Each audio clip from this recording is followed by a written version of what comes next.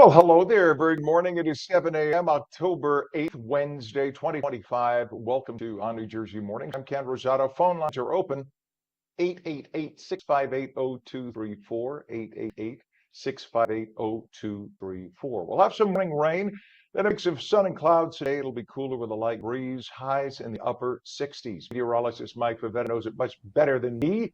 He's here with full Garden State forecast for us. Good morning, Mike. Or do I, Ken? Or do I? Because I was surprised. There's not a lot of rain that fell overnight.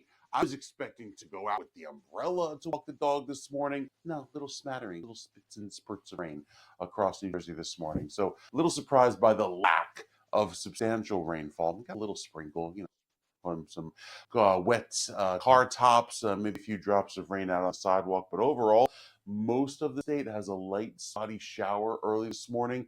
Might see some heavier bands come through for isolated areas, but not the big time rainfall amounts, at least we were predicting yesterday. And there's still time. I mean, there are some neighborhoods that are seeing some heavier downpours. Now, I mean, the proof is in the pudding. Look at the radar estimate rainfall totals, not even half an inch. Even these little dots of green you see up there toward northern Morris County or down toward Sussex at the southern end of Sussex County, that's up to a half inch of rain.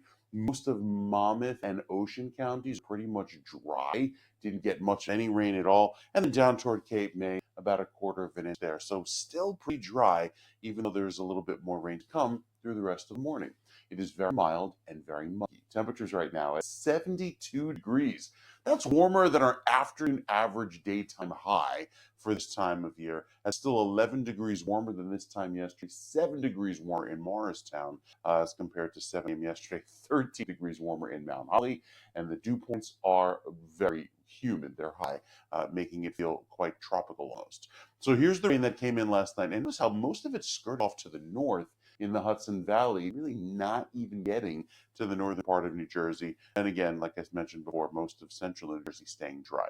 So still have a little more time to see a little bit of rain, but again, not that much. Time is ticking as the front is moving out quickly, bringing with it drier breezes, a cooler feel for the next few days, and much less humidity with that nice dry feel come tomorrow morning.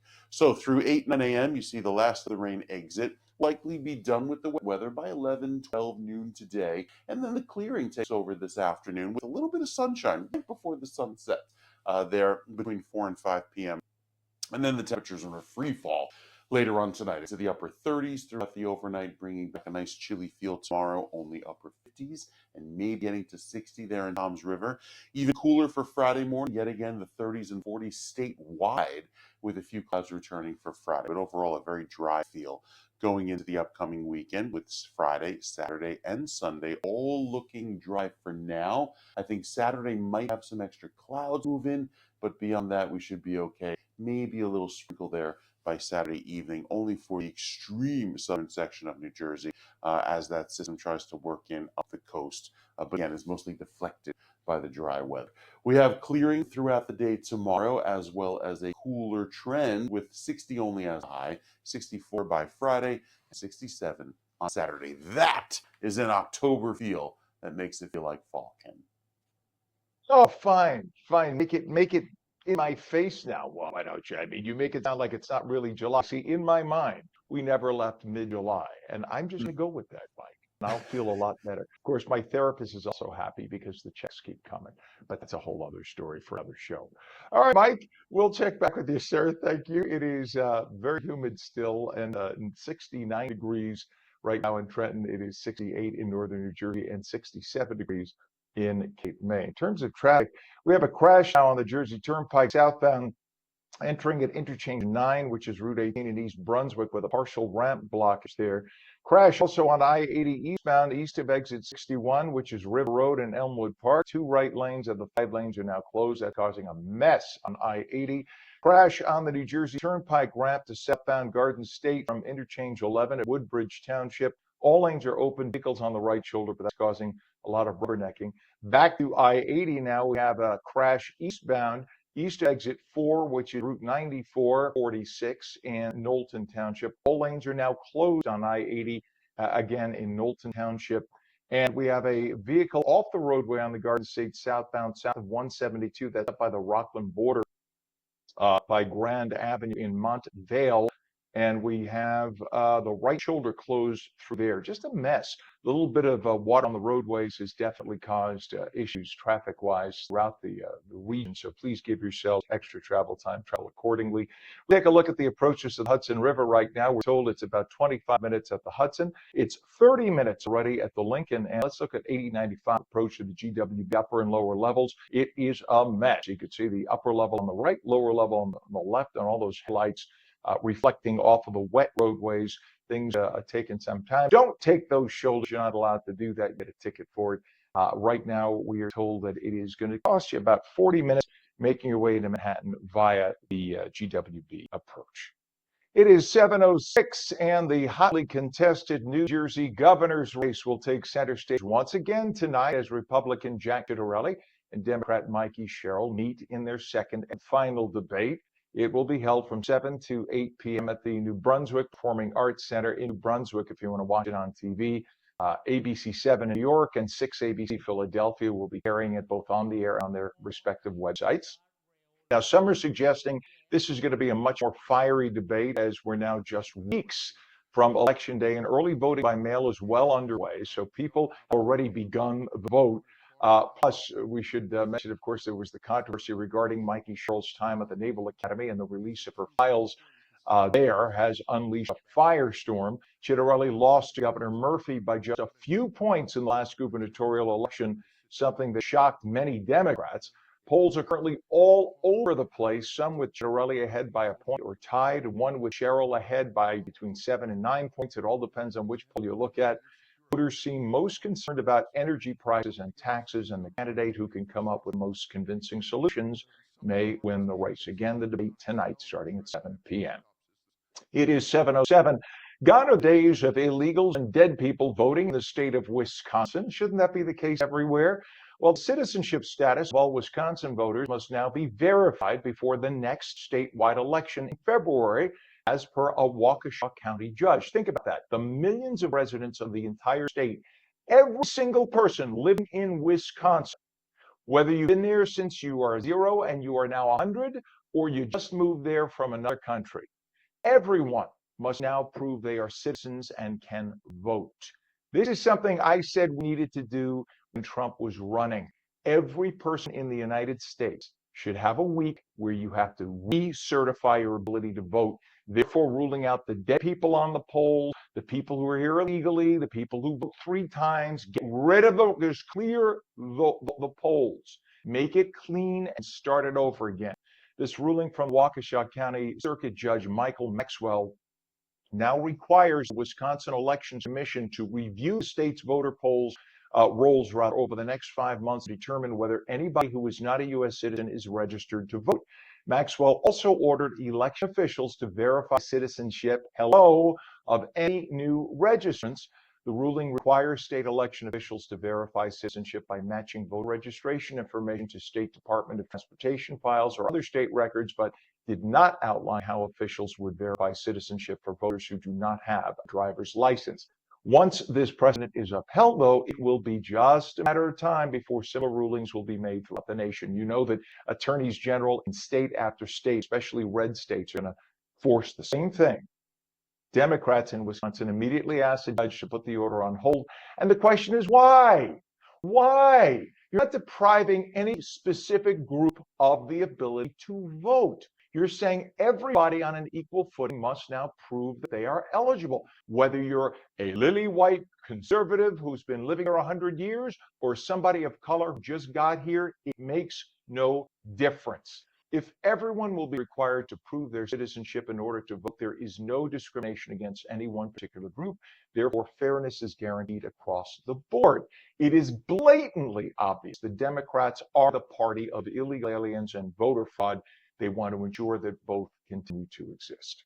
7:10 flight delays continued for a second day across the U.S. as staffing shortages hit air traffic control during the ongoing government shutdown. Airports in major cities like Boston, Houston, and Chicago saw increased slowdowns, with over 6,000 delays reported Monday alone. The FAA and union officials stress safety does remain a top priority, even as unpaid workers face mounting stress and uncertainty.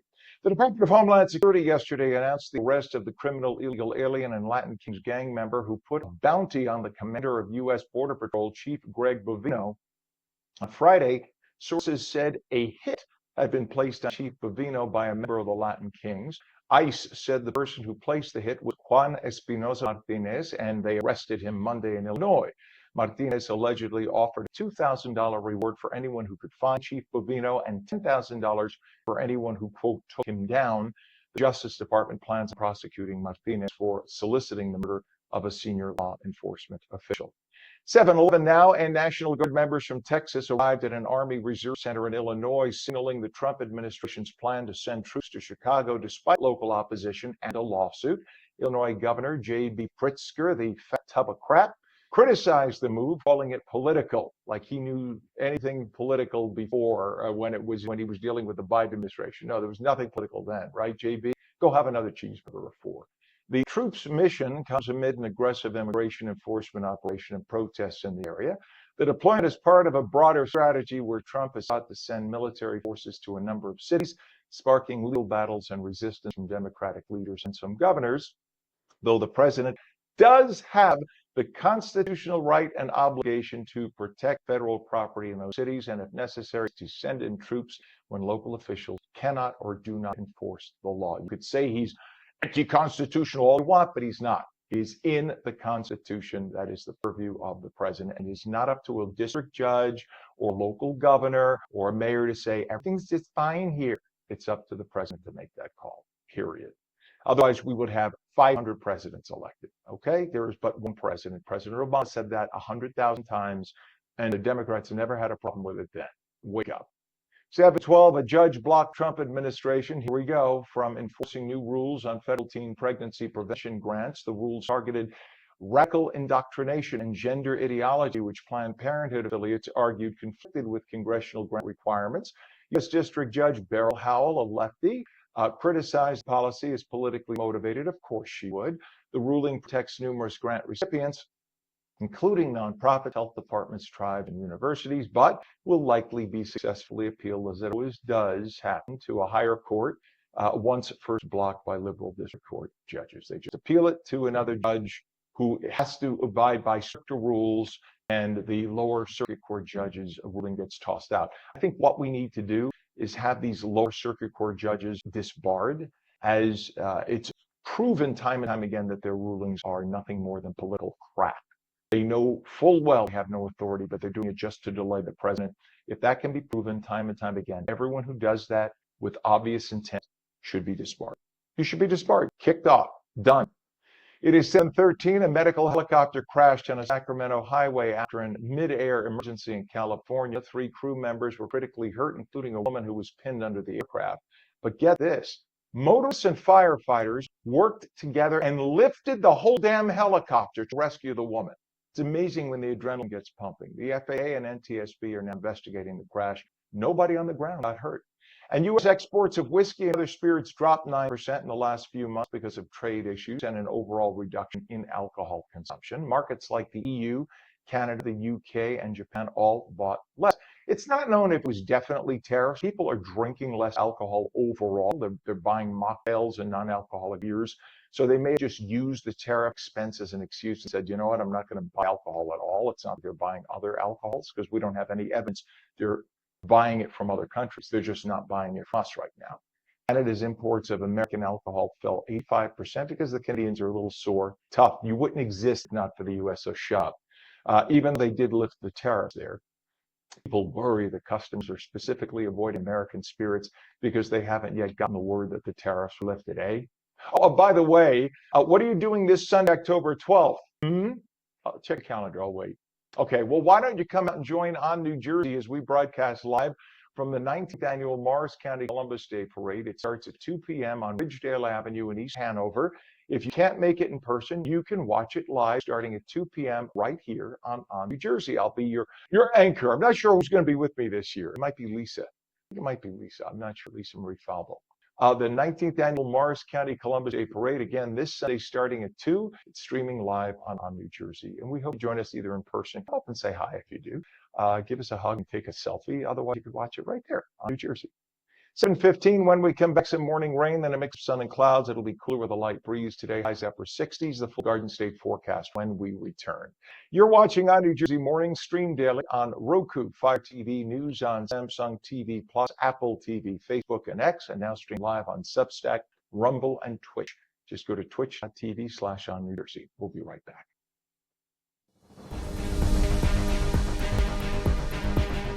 You need to move into clean power. It's going to cost you an arm and a leg, but if you're a good person, you'll do it.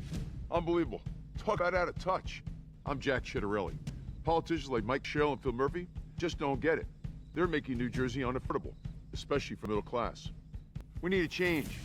My plan brings down property taxes, lowers electricity bills, and cuts your income taxes. Because you should keep more of what you earn. It's time to fix New Jersey. When I'm governor, we will.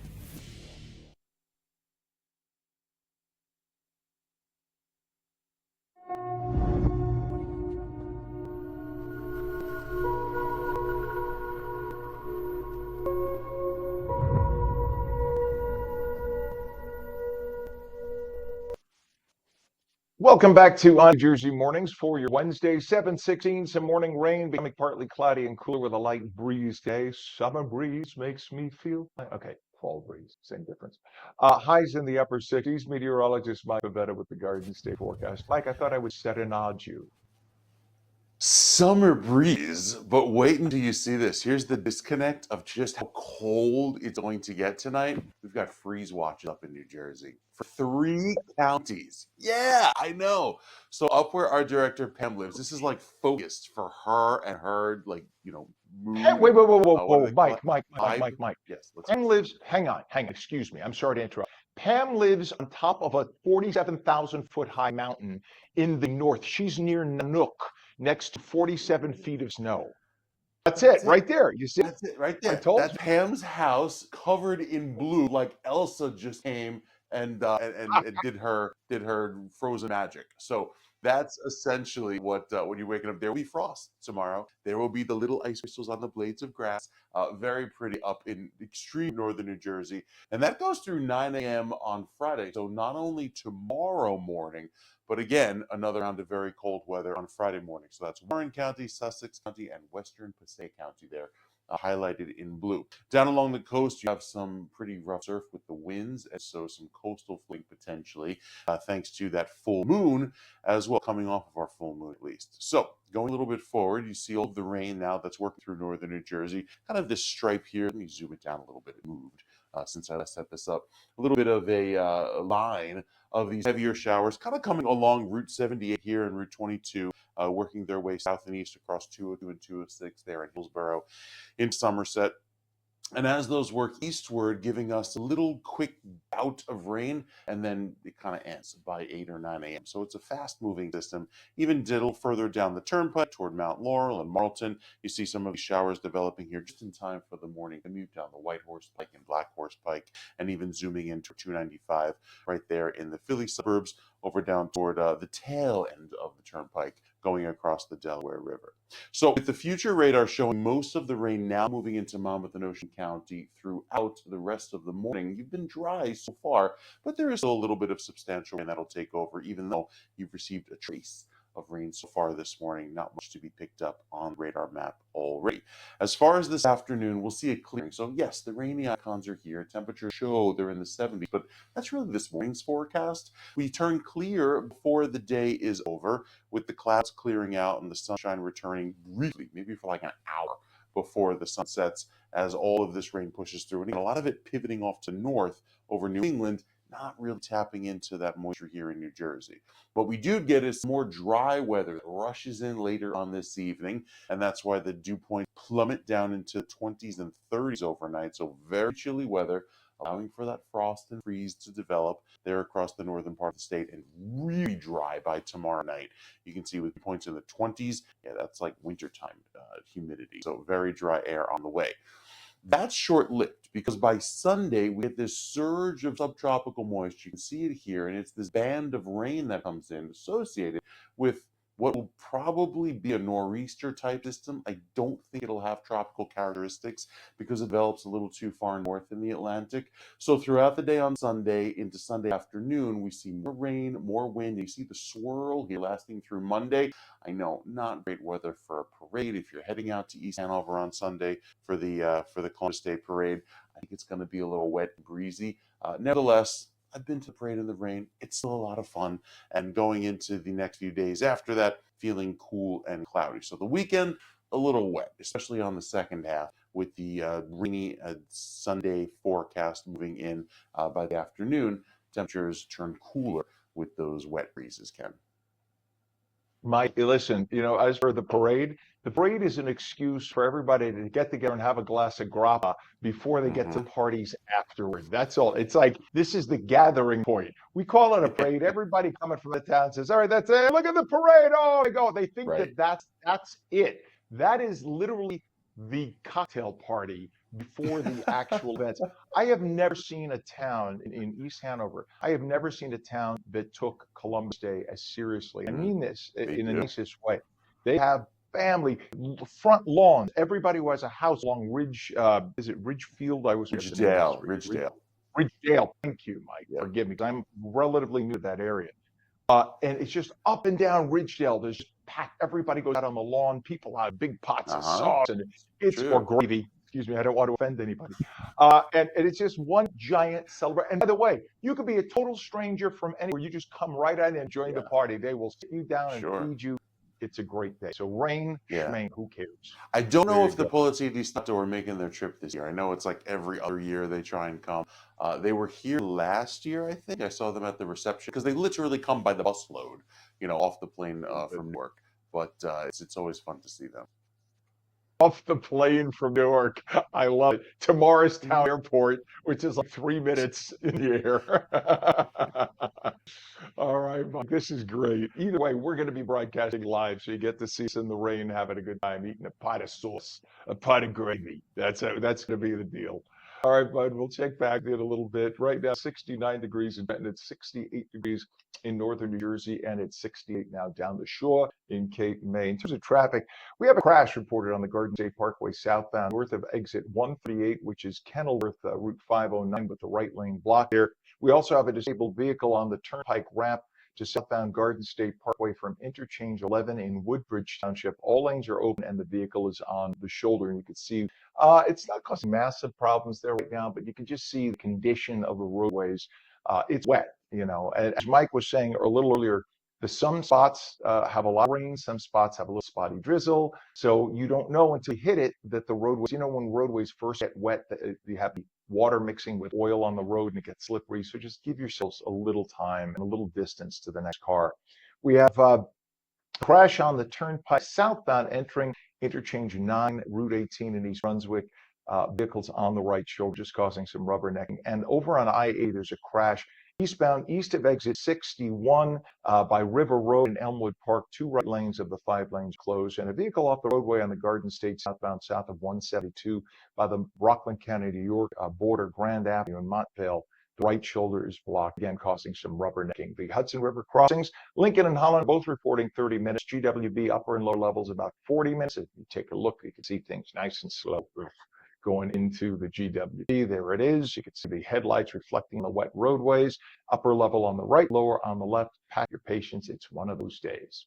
7:24 right now, and authorities are investigating after a woman's body was found Tuesday morning near Sear Hill Golf Course in Livingston. A worker made the discovery along the side of the road, according to the Essex County Prosecutor's Office. The woman has not yet been identified. The cause of death still under investigation. Anyone with information is asked to call the prosecutor's office tip line. The number is on your screen, 877-847-7432. In Hamilton Township, a 30-ton crane truck collapsed onto a home Tuesday while workers were trying to lower a hot tub into the backyard.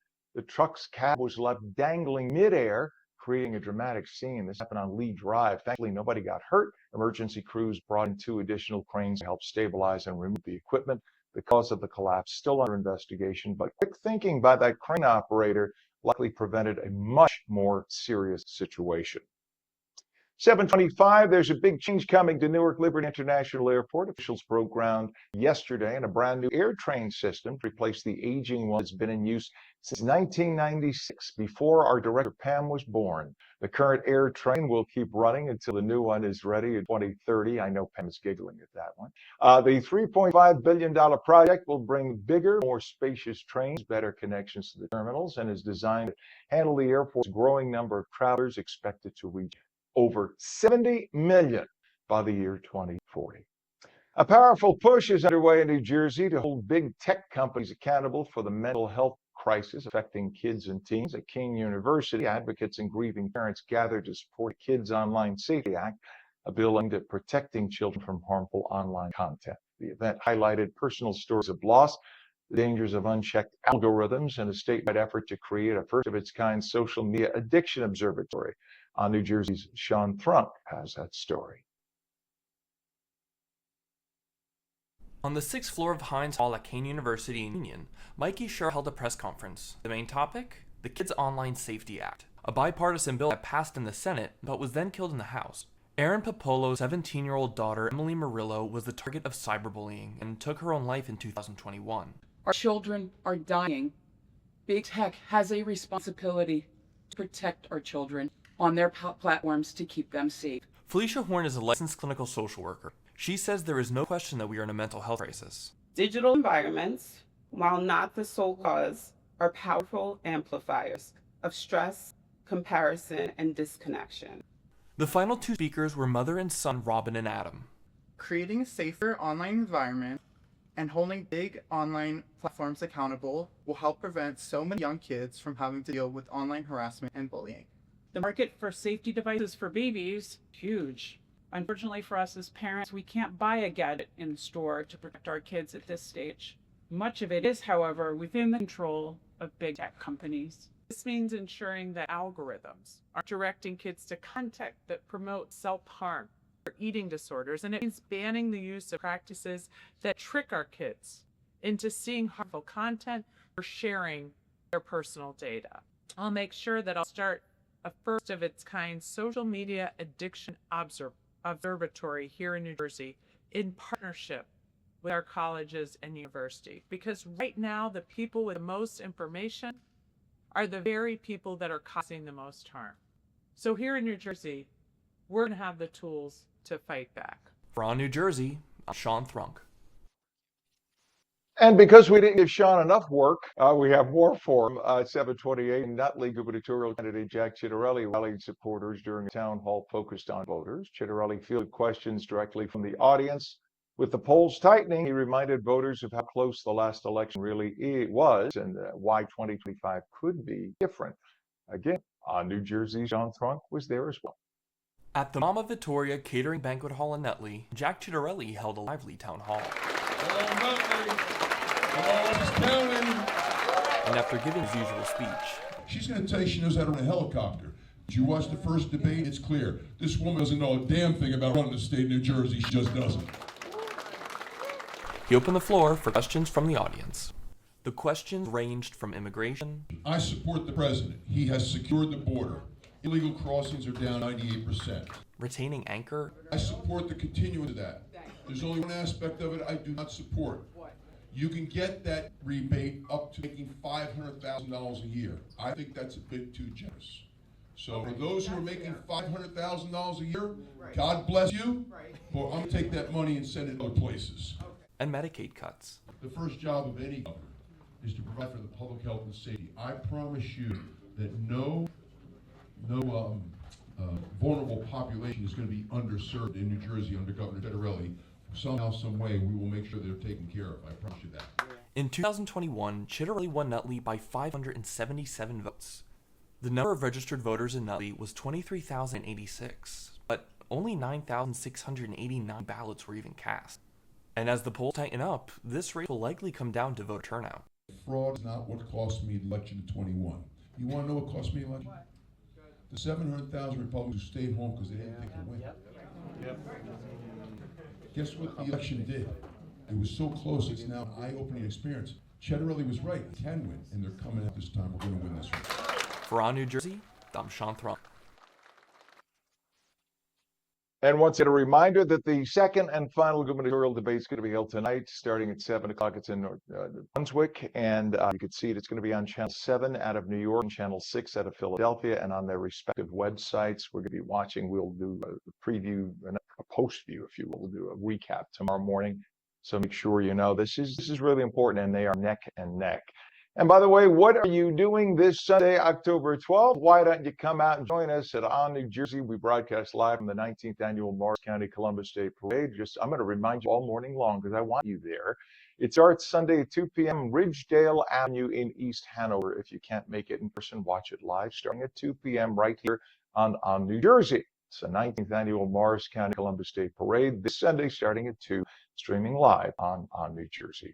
It is 69 degrees, 7:31. When we come back, some morning rain, then a mix of sun and clouds. It'll be cooler with a light breeze today. Highs up 60s. The full Garden State forecast when we return. Also, we will take your calls at 888-658-0234. You're watching on New Jersey Mornings, and we'll be back in 30.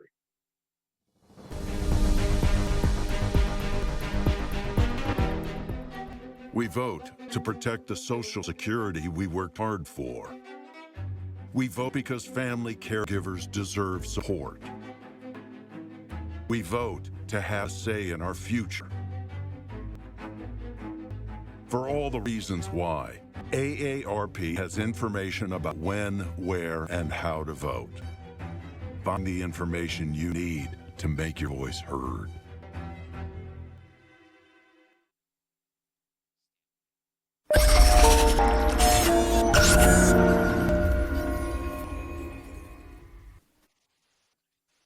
Well, a very good morning to you. 7:32, Wednesday, October 8th. Welcome back to On New Jersey Mornings. I'm Ken Rosato, and our phone lines are open at 888-658-0234. 888-658-0234. A little morning rain and a mix of sun and clouds.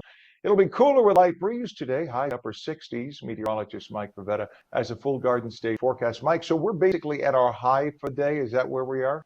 We are at our high for the day. The low 70s is pretty good considering it's rainy throughout the morning. And then throughout the afternoon, Ken, the temperature starts to drop quickly all the way down to near freezing by this time tomorrow morning up in northern New Jersey. You'll still tap into that wet weather throughout the late morning. I think a lot of the clouds begin to clear out later on today. And that's where we'll see those temperatures fall through the 60s once we get into evening hours. But right now, the lows and mid 70s there in southern New Jersey, that warm wind taking over with a little bit of light rain this morning. So as far as today's high, yes, it'll feel warm. Sunrise happened very late this morning, now after 7 a.m. And with the last of the rain exiting, you can already see drier weather here working through the middle of Pennsylvania. That'll eventually take over and move eastward over the next several hours. We have a new tropical storm. It's Jerry down in the Atlantic. And as that system develops into a forecast hurricane by the middle of the week, closing in on, say, Thursday time frame, it's tomorrow, bringing back a gusty wind there for most places in the Eastern Caribbean, kind of skirting northeastern Caribbean islands and then heading east of Bermuda. So not expected to make landfall, but coming pretty close to some islands in the Caribbean.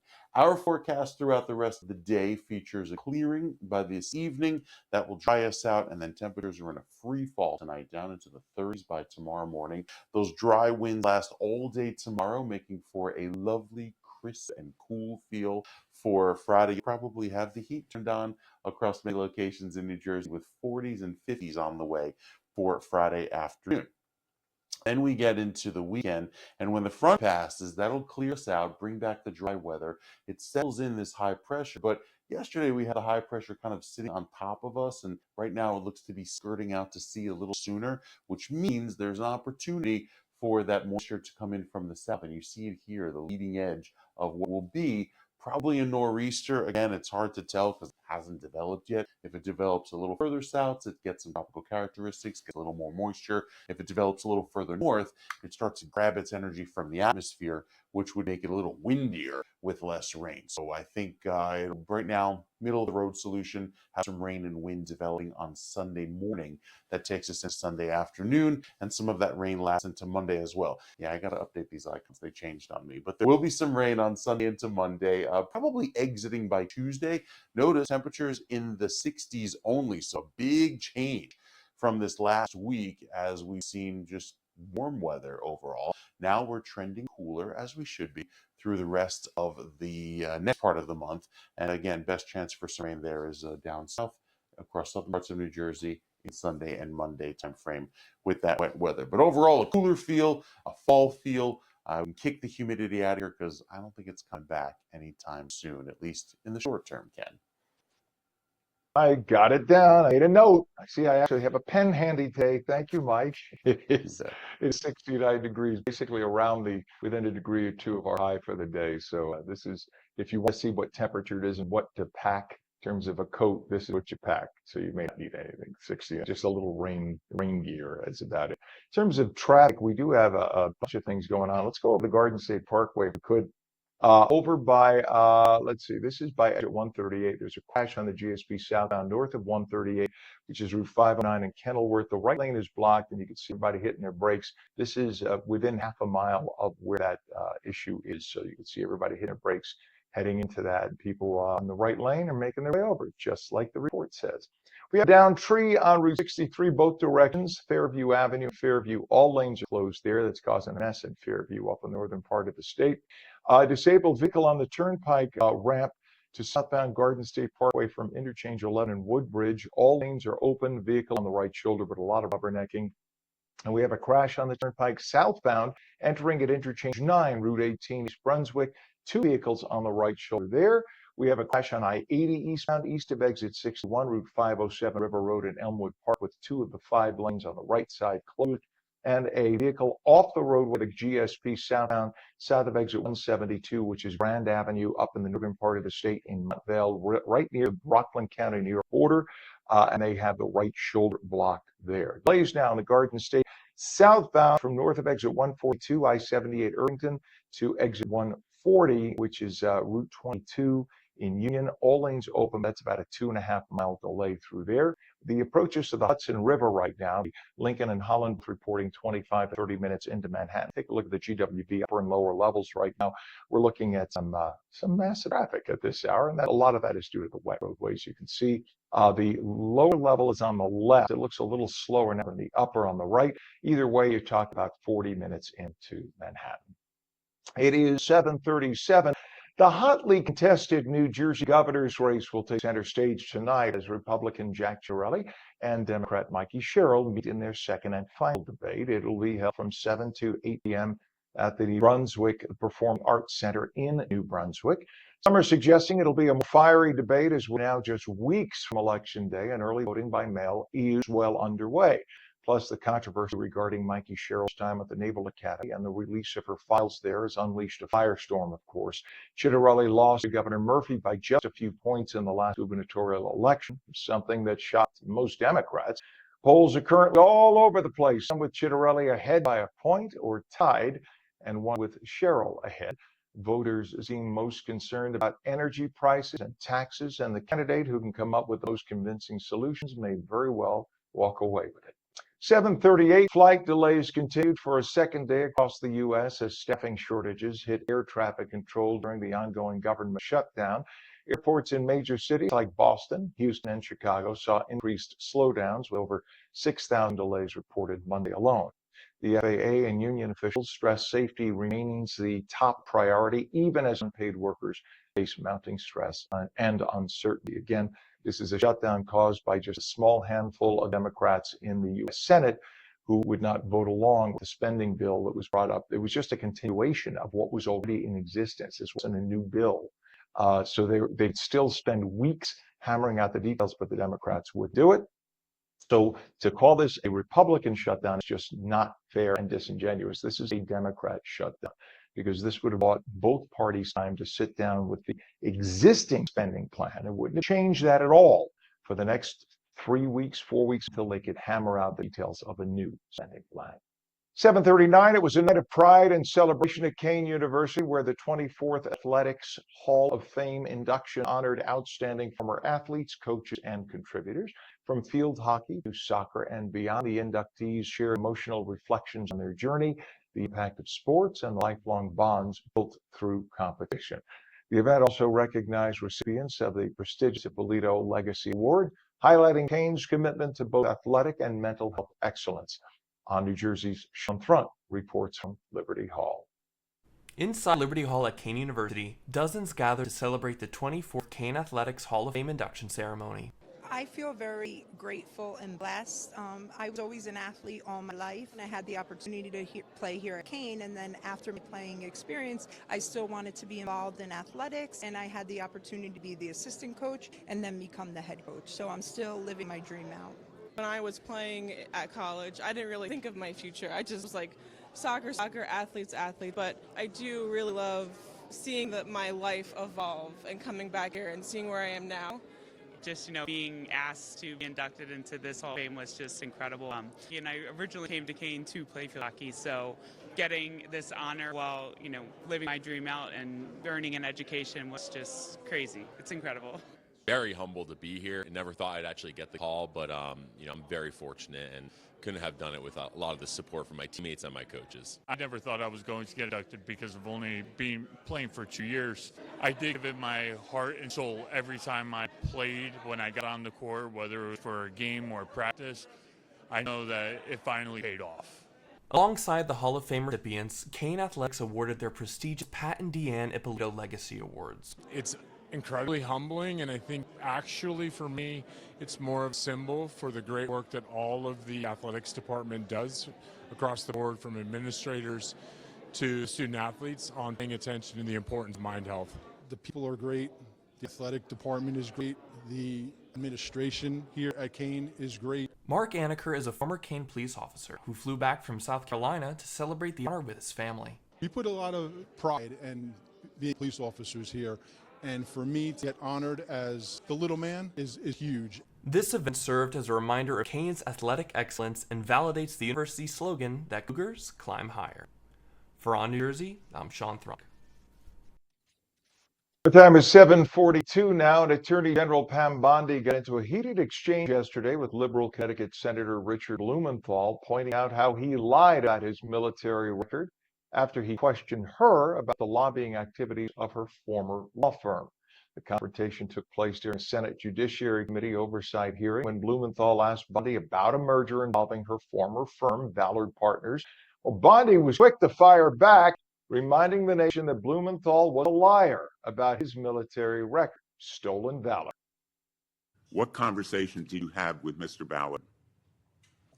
Senator Blumenthal, I cannot believe that you would accuse me of impropriety when you lied about your military service. I am you not lied. asking You admitted you lied to be accusing elected a you of U.S. senator. impropriety. You I'm lied. asking you How about dare you? I'm a conversations career prosecutor. with Mr. Don't you Ballard. ever challenge my integrity. had I have apparently- abided by every ethics standard. Do not question my ability to be fair and impartial as Attorney General and anything You'll with answer that my question to former another of my firm, colleagues. Ballard Partners. Thank you. I don't know, Democrats in the Senate, normally Republicans roll over like dead animals on the side of a road when they appear before the Senate Democrats. Not under the Trump administration. All of his secretaries, they basically whip you an ass. So you Democrat, by the way, every Democrat senator kind of kowtowed back and just think about it. You have a powerful female testifying, and you have these nerdy, wimpy old white men, and literally they're afraid to stand up. This is the difference between Democrats and Republicans. They think that if they stand up against a female, in this case, male-female dynamic, that they're somehow being misogynist. No, if you take the role, and here I'm giving you a little advice to the Democrats. If a woman takes on the role of head of a department, okay, in this case, Attorney General, it's her game. You're allowed to attack her, but she's just damn better than you. You're a bunch of old men who don't deserve your position as senator, and she whipped you an ass. You looked like fools. So Bondi was on fire. She testified before the Senate for hours. She had a horrible cold and all. Didn't matter. She tore down one Democrat after another, leaving them speechless. If you go online, you go to YouTube, take a look at what happened yesterday with Pam Bondi in the Senate. You will see what I'm talking about. It's like you grab a bag of popcorn and watch. It was incredible. She was a master at it. 7:45 again. I'm going to remind you, what are you doing this Sunday, October 12th? Why don't you come out and join us on New Jersey as we broadcast live from the 19th Annual Morris County Columbus Day Parade starting 2 on Ridgedale Avenue in East Hanover. And if you can't make it in person, watch it live starting right here, 2 p.m. on New Jersey. The 19th Annual Morris County Columbus Day Parade this Sunday starting at 2, streaming live on New Jersey. 7:45 now, 68 degrees. When we come back, October is Menopause Awareness Month. We will talk about it. Some morning rain and a mix of sun and clouds. Will be cooler with a light breeze today. Highs in the upper 60s. The full Guard State forecast when we return. You're watching New Jersey Mornings, stream daily on Roku, Fire TV, News on Samsung TV Plus, Apple TV, Facebook, and X. And we're streamed live on Substack, Rumble, and Twitch. Just go to twitch.tv/ONNJ. We're right back.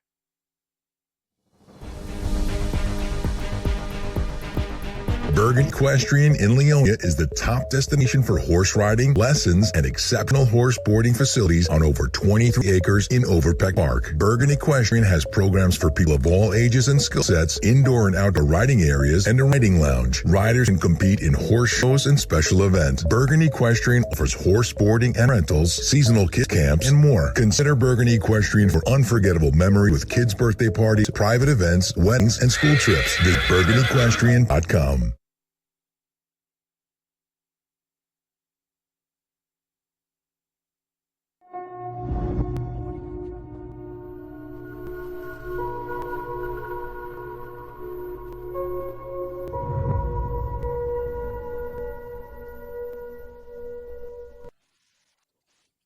Welcome back to On New Jersey Mornings for your Wednesday, 7:46. Some morning rain, mix of sun and clouds today. Cooler with a light breeze. Highs in the upper 60s to low 70s. Meteorologist Mike with the full Garden State forecast for you. Good morning, Mike. Excited about the cool, crisp, dry weather, right? It's going to be lovely. By the time you arrive back in New Jersey, Ken, it's going to feel chilly. It's going to feel like fall. It's going to be wonderful. I can't wait for that. But yes, for those of us who are trying to hang on to the summer, you got one more day of it this morning because it's muggy. It's very humid outside and it feels quite warm, especially with highs in the low 70s right now, staying in the low 70s until we get to this afternoon and that westerly breeze takes over with a northerly wind component, dropping our temperatures down into the 30s. We're approaching 70 today up in Sussex, West Milford, and Newton. By tomorrow morning at this time, you will have freeze advisories. Big change there. So with the rain that falls this morning, we had a little bit of an improvement, about a half-inch in spots to the drought, but that drought's still going strong. Wow, 15% of average over the last 30 days. It is dry and dusty across most of northern New Jersey with that rainfall. Deficit anywhere from 2 to 4 inches. Even though we had our drought back in the beginning of summer and then it improved throughout June and July, it's back to the level just about where it was back in the springtime with that very dry weather that remains. So there's Tropical Storm Jerry, which formed as it forecast with that red polygon flashing by, showing that it was forecast to form. But we're watching what will happen later on this weekend as we may have some tropical activity just offshore, give us a little bit of rain and wind by Sunday. Have more information on that coming up. A lot of dry weather out in the west, and all of that should move eastward into the end of the month. And then I think a little bit of a higher chance of rainfall going forward, especially along the coast by the middle of the month with some more of that wet weather. So the 7-day forecast has cooler, drier air rushing in after the rain finishes by noon today. We'll get a peak of sunshine just before the sun sets this evening, and then all clear throughout tomorrow and Friday. Saturday, still dry and sunny, but Sunday could have some clouds and showers developing in the morning with an easterly breeze and some of that wet weather lasting to Monday, with Tuesday staying cool as well. The shore points have dry weather through the end of this week as well, but a better chance of seeing those clouds and showers by Sunday into Monday with that wet weather stretching into early next week as the system kind of falls apart as it lingers upon us. So it's all about these big weather patterns and the circulations, Ken, that are driving this weekend's rain. I think when that storm arrives by Sunday to Monday, it just kind of gets stuck and sits and spins and gives us clouds and showers each and every day beyond that. So forecast looking a little bit wet into next week, but again, it's rain we really, really need. So we'll take every drop of it. I'm with you. I just hope it starts once people already start having maybe their second or third glass of grappa after taking car service to the parade on Ridgedale in East Hanover. Let's hope. We'll keep our fingers crossed. All right, Mike, thank you very much. And by the way, I'm going to launch the big debate on Sunday, and I hope you tune in at 2 p.m. Sauce, gravy, discuss. Oh, That's it. oh. Then I'm going to just watch the meatballs fly. I think that's going to be interesting to see. We are asking people, do not bring brajol because it's too big. Brajols could hurt Yeah, you. You could get right. Just with the mini cannoli. They don't hurt as much. Mini cannoli. Mini cannolis, meatballs, but no brajol. That's it. All right. Thank you very much, Mike. We'll check back with you, sir. It is 68 degrees now in northern New Jersey. It's 67 in Vineland, 67 down in Cape May. And in terms of traffic, take a look at Garden State Parkway. We got a mess because of the rain. We have a crash on the Garden State northbound, north of Barnegat, Tolls in Ocean Township. All lanes open, but just heavy. Crash also on the GSP southbound north of exit 138, Route 509 Kenilworth, with all lanes open again, very slow. And a vehicle off the roadway on the GSP southbound, south of exit 172 Grand Avenue in Montville with the right shoulder block. We have a down tree on Route 63, both directions in Fairview. That's on Fairview Avenue. All lanes are now closed in Fairview. That's right in the middle of town, so beware of that. Over to I-80 we go, and we have a crash on I-80 eastbound, east of exit 60, Route 20 in Patterson. The center lane of 3 lanes closed, and you can see, look at all the headlights there, just bumper to bumper traffic. Another I-80 crash eastbound, east of exit 61. So it's just about a mile after that. I guess people kind of hit the brakes. They saw that, and that caused the second exit accident, I should say. That's by River Road and Elmwood Park, with 2 right lanes of the 5 lanes now closed. And your Hudson River approaches, you got 25 to 30 minutes at both the Holland and the Lincoln. Take a look at GWB upper and lower levels, 80-95 approach. On the right, you have the upper. On the left, you have the lower. Something's going on in the leftmost lane of the lower. You can see on that on the traffic cams, but you're talking about 40 to 45 minutes across on the GWB right now. It is 7:52, and October is Menopause Awareness Month. And while millions of women go through perimenopause and menopause each year, many still feel confused, overlooked, or unsupported in the healthcare system.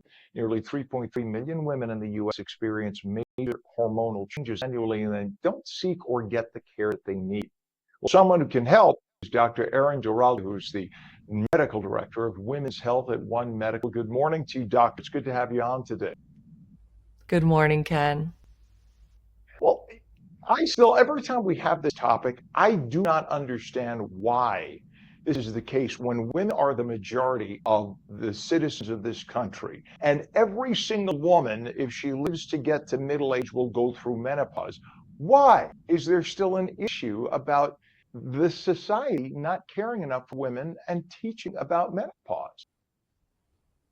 That's a great question. And I think we're stuck in many myths that are still held. And so, even though, like you said, 50% of the population goes through this life experience, there's so little information available to help women. We want to change that. One of the biggest myths is that hot flashes are one of the only symptoms you can experience. They're classic, they're common, but there's so much else women can experience. And the other big myth that I think really gets in the way is that the idea that you just have to live through this, that there's nothing we can do. We have a lot of different treatment approaches with hormones, non-hormonal medications, lifestyle modifications. There's so much that we can do. So let's talk now about perimenopause. This is a term that when I'm 58, when I was growing up, we never heard of the term perimenopause. I know it existed, but we didn't talk about it. So what is the difference between perimenopause and menopause? It's a great question. So menopause happens on average at the age 51 in the US. It's when a person has had no menstrual period for 12 months. Perimenopause is the entire transitional period leading up to that. And we think it lasts 4 to 10 years. So it can be a pretty long transition for some people. Wow, that is incredible. By the way, a little aside, I always say that if women were more dominant 150 years ago in society, it would have been called womenopause, not menopause. That's just a dumb guy thing on my part. I just wanted to point that out. I don't know. I had to do, that's my dad joke for the day. No, but it is a serious thing. And look, my friend Tamsa Fadal is very big. We used to work together in television. She's an awesome woman, and she was shocked some years ago about how little data is out there for women, and she literally left television to go out and be an evangelist about menopause for women. So when should women start thinking about perimenopause? Should this be something that mothers and daughters talk about from when their daughters are very young? I think the more we can talk about it, the better. And the earlier, the better, too. This is a natural stage and change in life that 50% of people go through. But to be really specific, when's the best time to really, really start thinking about it? For a lot of people will be in the late 30s to early 40s when they might start to notice something changing. We know perimenopause symptoms are most common in the 40s on average, but there really is such a range in when people are going to go into menopause and therefore when that preceding time will be. And why is menopause care so often missing in primary care? I think it dates back to a really important study that came out in the early 2000s that showed us that there was a very small increase in the risk of breast cancer with certain types of hormone therapy. The magnitude of that risk, though, is so small, and it ended up being blown out of proportion. And meanwhile, all the benefits of hormonal treatments and other non-hormonal treatments were kind of lost. So we had almost 20 years of dark ages where we didn't think there was anything we could do. Meanwhile, newer research has taught us, wow, some of these risks are a lot lower, but it really all comes down to a personalized assessment where a provider can walk through the options with the patient they're working with. And so I think we're now in a much better time where women can really be heartened that there's a lot we can do. So, doctor, just to help me, because obviously I'll never know what we're talking about from an actual experience point of view. When we're talking about the hormonal replacement, so this is something to kind of be a bridge. So as your body is losing its natural female hormones, it's not as drastic a change. It kind of softens the blow, if you will. Is that what happens? Yeah, I think that's a great way to conceptualize it. And for some people, these treatments are more useful during that transitional time. For a lot of other folks, they'll continue to use them for a period of time. And it's always an assessment, though, of how is this benefiting you versus, is it causing any side effects or harm? And how can we tinker with that? It's always going to be a reassessment to make sure that this is something that's helping. And now One Medical is addressing menopause differently. Talk about how One Medical is doing that.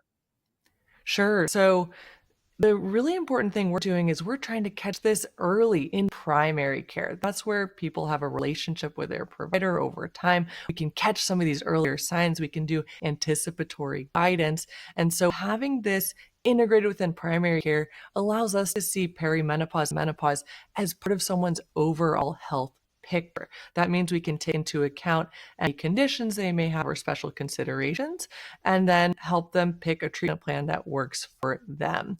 The other thing that we're doing is we have trained experts who understand the Menopause Society's best practice for menopause care. We can use that to offer evidence-based personalized treatment plans. And we're also able to accept most major insurances, get people in same week often to start this care. And then for those who add a membership, we have 24/7 on-demand care available by video visit as well for $9 a month or $99 a year for a Prime member. So we have pretty good access. And that's something we're really, really proud of. And we're having the conversation. It's just so silly that in society, something that is so common is hushed about, like it's a bad thing that women do.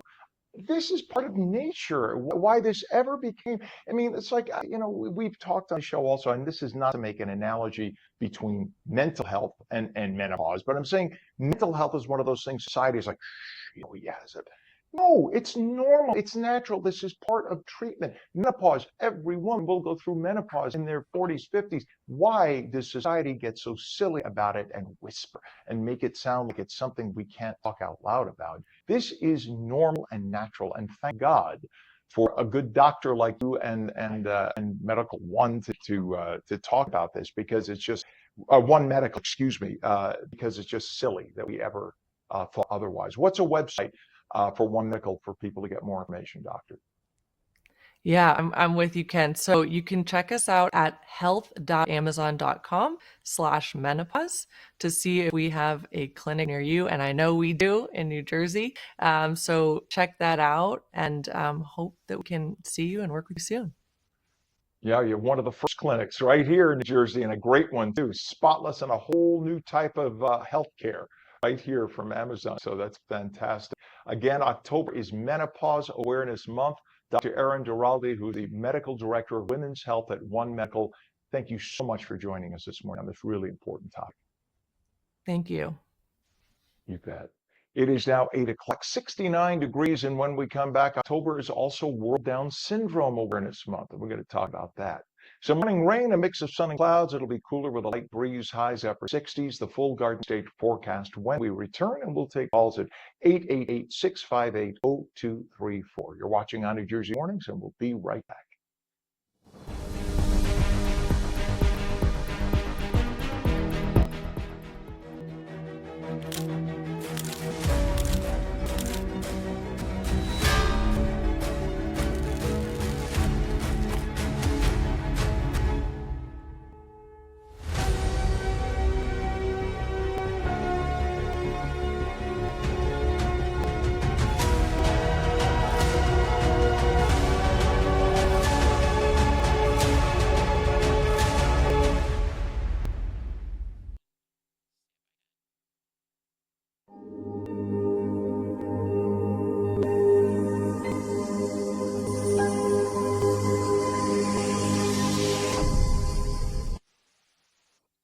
A very good morning, 8:01, Wednesday, October 8th, 2025. Welcome back to On New Jersey Mornings. I'm Ken Rosato with wide open phone lines at 888-658-0234. Something you'd like to talk about, something that we haven't talked about, give us a call and you can open the conversation. A little morning rain, then a mix of sun and clouds today. It'll be cooler with a light breeze, highs upper 60s to low 70s. And meteorologist Mike Pavetta as the full Garden State forecast. Good morning, Mike. Good morning, Ken. Yes, we found the rain on the radar. Now it's moving through New Jersey. A little later, I think most of earlier this morning had just a lot of dry air that was hovering over the state. But that radar is filling in with the showers, and you can see here rolling right through central New Jersey with those embedded shades of orange and red. So some good downpours right now coming through down the turnpike, even down through Toms River, all the way to Cape May, with most of the wet weather taking over in the northern part of the state, up to 1/2 inch. Would like a little bit more, but this is what we can squeeze out for this morning. So we'll keep that rain around for the first part of the morning with a gradual clearing. Temperatures already have warmed into the mid and upper 60s in northern New Jersey, 70 over in Toms River, 70 Atlantic City, and 72 in Camden. That is warm to start the day. It's a whole 7 degrees warmer than this time yesterday, 2 or 3 degrees warmer up in northern New Jersey, and it's humid with the dew points approaching 70, which is like Florida levels of humidity. In October, that's rare. But we get another round of dry weather that returns throughout this afternoon, clearing out the rain first by noon, and then clearing out the clouds before the day is through. So we actually get a break of sun before the sun sets early this evening, closer to 6:30, as overall a drier northwesterly wind takes over and dries us out into tonight. So here's the last of the rain that's exiting this morning, clears out by the lunch hour, clouds clear out through this afternoon.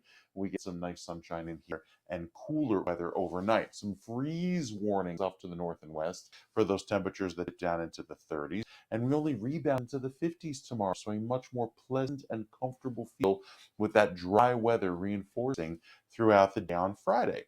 Into the weekend, Saturday and Sunday sees a little bit more cloud cover. And this is due to the high thin clouds off of what may be a tropical system that works in offshore and gives us some rain that comes in by Saturday night into Sunday with easterly wind. It's a mess coming in for Sunday, especially down the shore. But I think northern New Jersey should skate by until Sunday afternoon when that rain gets going to Sunday evening. So the next few days featuring another round of dry and much cooler weather that makes it feel like fall. I know many people are just waiting to try on the fall apparel. You haven't been able to wear it so far because you're just rocking the shorts and short sleeves in the first week of October. But yeah, cooler weather is a coming, and we'll tell you more about that coming up.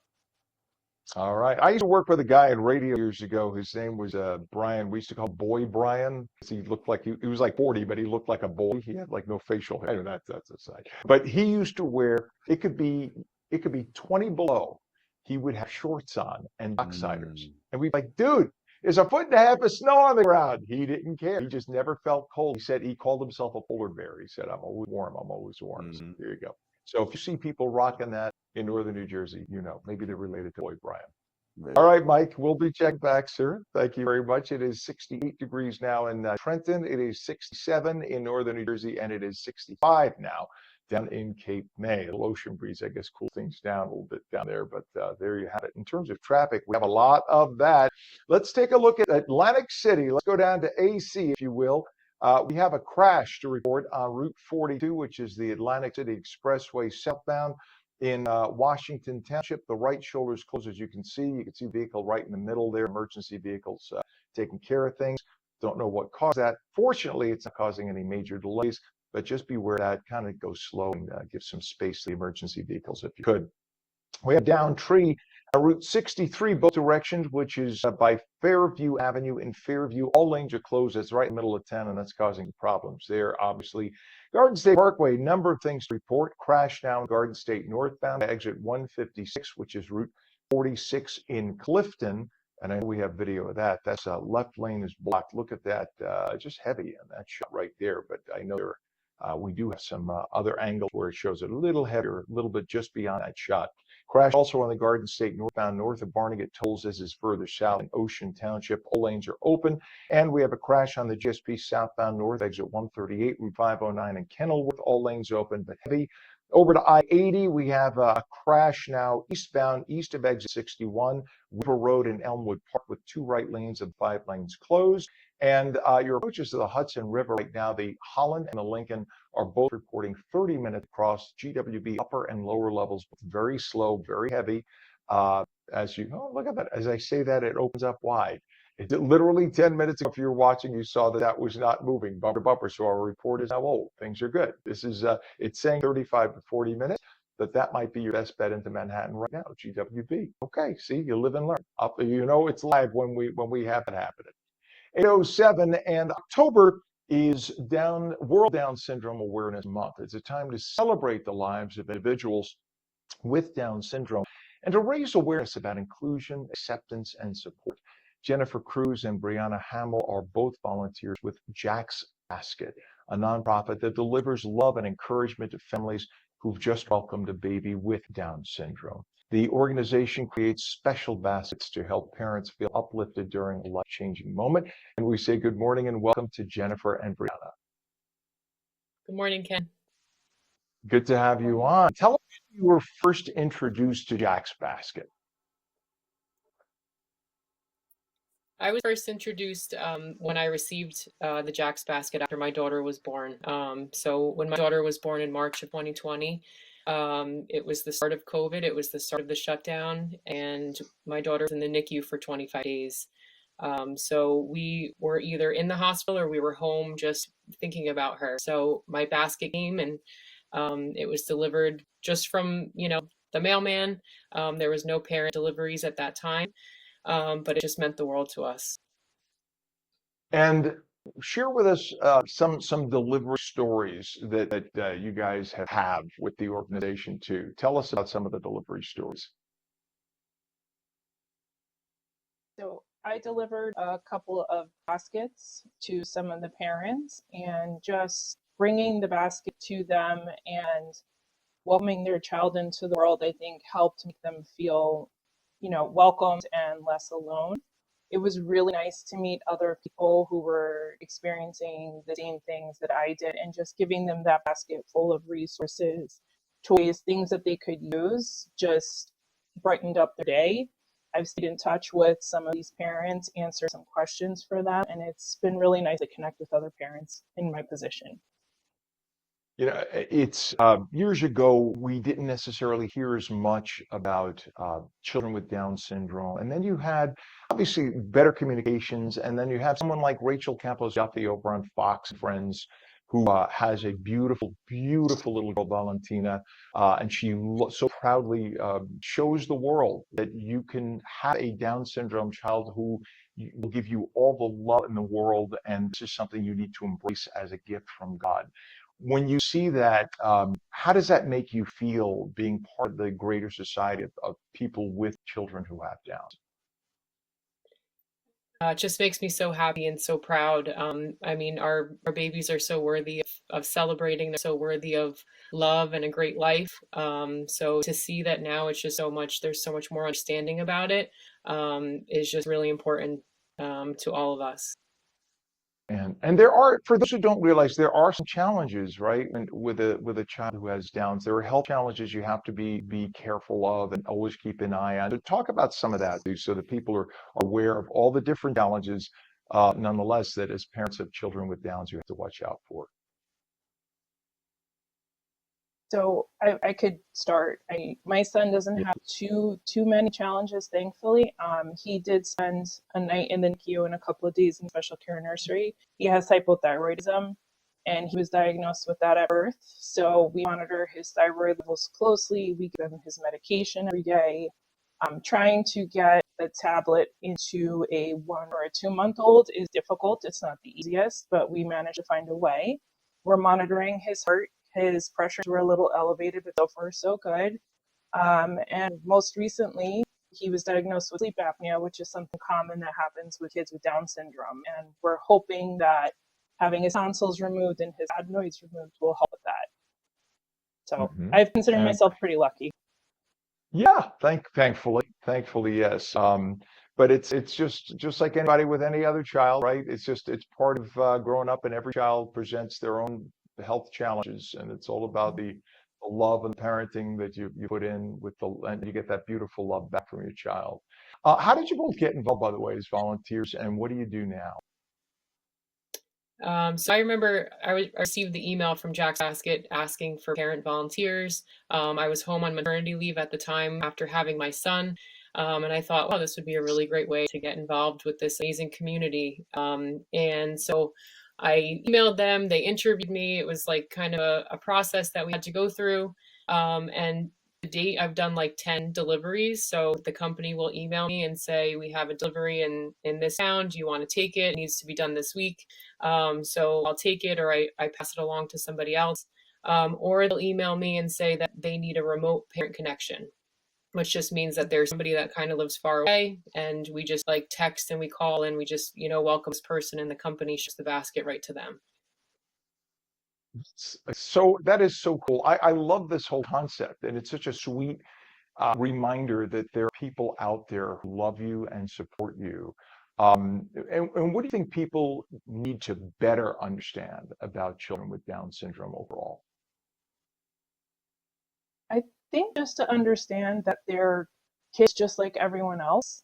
They're looking for love. They're looking to be included, and they're just so lovable. Nikki brightens up my life and everyone's life that he touches. He's loved at school. He's a little mayor. So to me, I just want everyone to understand you don't have to be afraid of him. He's a child just like anyone else. That's awesome. That's awesome. And there are, look, I know we have a cousin in my family. One of our cousins has Downs and works and has a wonderful life and is just the coolest guy in the world. And so I get, I'm married into the family, and honestly, not having encountered somebody with Downs beforehand, I was a little apprehensive.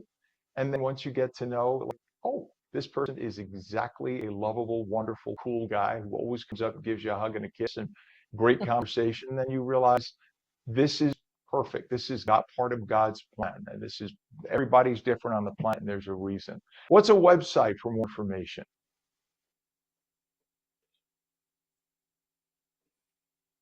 Anybody? For Jack's? Yeah, for Jack's Jax. Basket? You could just Google Jack's Basket. I believe it's jacksbasket.com. But if you Google it, which is how I found Jack's, you just Google Jack's Basket and it'll bring you to the main webpage.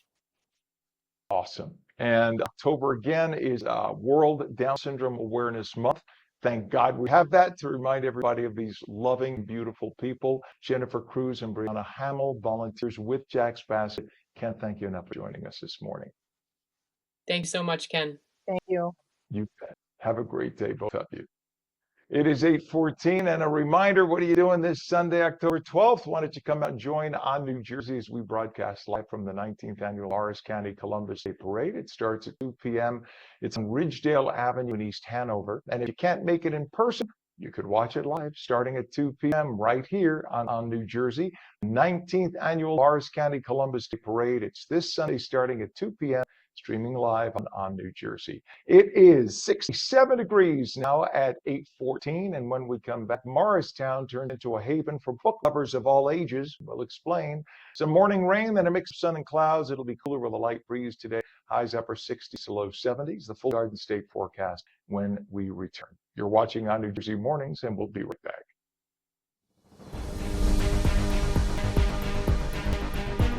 To move into clean power. It's going to cost you an arm and a leg, but if you're a good person, you'll do it. Unbelievable. Talk about out of touch.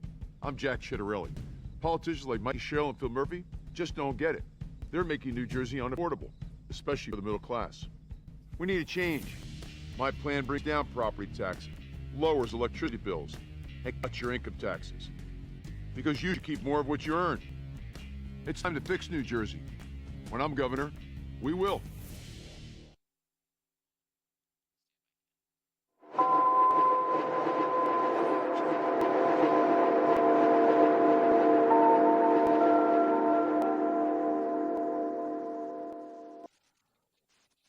Welcome back to On New Jersey Mornings for your Wednesday. It is 8:16, some morning rain, a mix of sun and clouds. It'll be cooler, a light breeze day, highs upper 60s to low 70s. Meteorologist Mike Pavetta with the detailed Garden State forecast for you. Good morning, Mike. Good morning, Ken. I have an update for you. I just texted the leader of the Polizia di Stato this morning.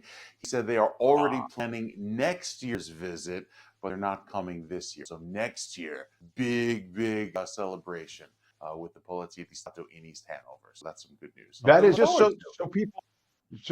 So people know what Polizia di Stato, that's the state police of Italy who they came last year, but I didn't realize they're not going to be there this year. So you know what I'll do is they gave us some honorary uniforms. Maybe I'll don one of the uniforms for broadcast. Oh, exciting. I'll brush out the shirt. How about that? I got the Polizia di Stato shirt with the crest. So many nice things. Yeah, so maybe they'll bring some good weather next year because this year's weather looking a bit so cozy. We will have to wait and see. Our forecast, though, looks chilly before then with some freeze warnings on the way up in northern New Jersey, western Passaic County, Sussex, and Warren counties through 9 a.m. So get a possible frost advisory tomorrow morning, but the freeze warning takes precedence. So that kind of supersedes all the other advisories. That'll take over for Friday morning with some potential for some coastal flooding down shore due to that very gusty easterly breeze as well. There's some issues there into the weekend with the wind. As far as the rain this morning, some good downpours happening there across northern New Jersey, right along Route 80 through the Rockaway area, Montville, even over in Parsippany with some of that yellow shading. And the last few hours showing a lot of that rain really ramping up in intensity as it works its way eastward because that colder, drier air is pushing through, meaning that, humid air that you felt outside this morning and kind of squeezing out all of the moisture from the atmosphere like a sponge. So it's really giving places in central New Jersey a good soaking. And you can even see there through western sections of Ocean County, working through Barnegat, even by LBI, Stafford Township, by exit 63, some of those heavier downpours there. And further down the turnpike this morning, some steady rain as well for you. Got to take it slow with steady wet weather there through Deptford, Mantua, and Swedesboro, all the way toward the Philly suburbs. Our forecast points to most of this rain wrapping up and exiting before lunchtime, so it's a fast-moving system. By 10:30, 11 a.m., we'll see that rain wrap up, and then ultimately the amounts will probably not go higher than half an inch, but a quick little round of rain this morning is always good considering how dry it's been. Low 70s on the board for this afternoon, but falling quickly, especially when that wind switches direction. So with the last few hours showing the worst of the rain heading off to our north, we tap into a little bit of that moisture. And you can see the radar screen here filling in the last few frames. The air really turned dry when that wind switches direction this evening. So after 7 or 8 o'clock tonight, it gets really chilly. Temperatures drop, and into tomorrow afternoon, very dry weather with that bone dry air in place throughout the first part of the weekend, especially into Saturday. You'd think that would hold back a lot of the moisture that comes in for Sunday, Now, look at all this weather. This is some possible subtropical moisture that moves up with a system. It gives us a good round of rain throughout the afternoon on Sunday into Monday and maybe even into Tuesday too. But there's a wind component with this as well that could give us some very gusty winds into early next week. It's because it's tropical in nature, it's really hard to pinpoint exactly where that rain will fall and where the winds will be more than 5 days away. So we'll have a better handle on the forecast tomorrow, especially since the system hasn't even formed yet. Gotta wait for that step by step. Going into Saturday, there's our forecast for some dry weather with clouds, and then the rain takes over by Saturday afternoon with some cooler weather and northeasterly breezes, which will probably be pretty gusty. So if you're hoping to do the apple picking, the pumpkin picking this weekend, best bet is to do that on Saturday. Leave Sunday for some maybe some parades, for instance, up in East Hanover. Hopefully the rain will hold off until after the parade is through. All right, so we keep our fingers crossed. Yeah. Just keep our fingers crossed and hope that what we'll do is we'll say prayers in Italian, and God for a change will say, all right, I don't want to hear any more prayers in Italian, and we'll have no rain for like an hour. Then the parade will finish, and everybody can have Right. grappa, and they can have their whatever. It'll be a fun day. It's going to happen. I promise it's going to happen that way. All right, Mike, keep our fingers crossed. Otherwise, I don't want to be made a liar on the air. We'll check back with you, buddy. It is now 66 degrees at 8:21.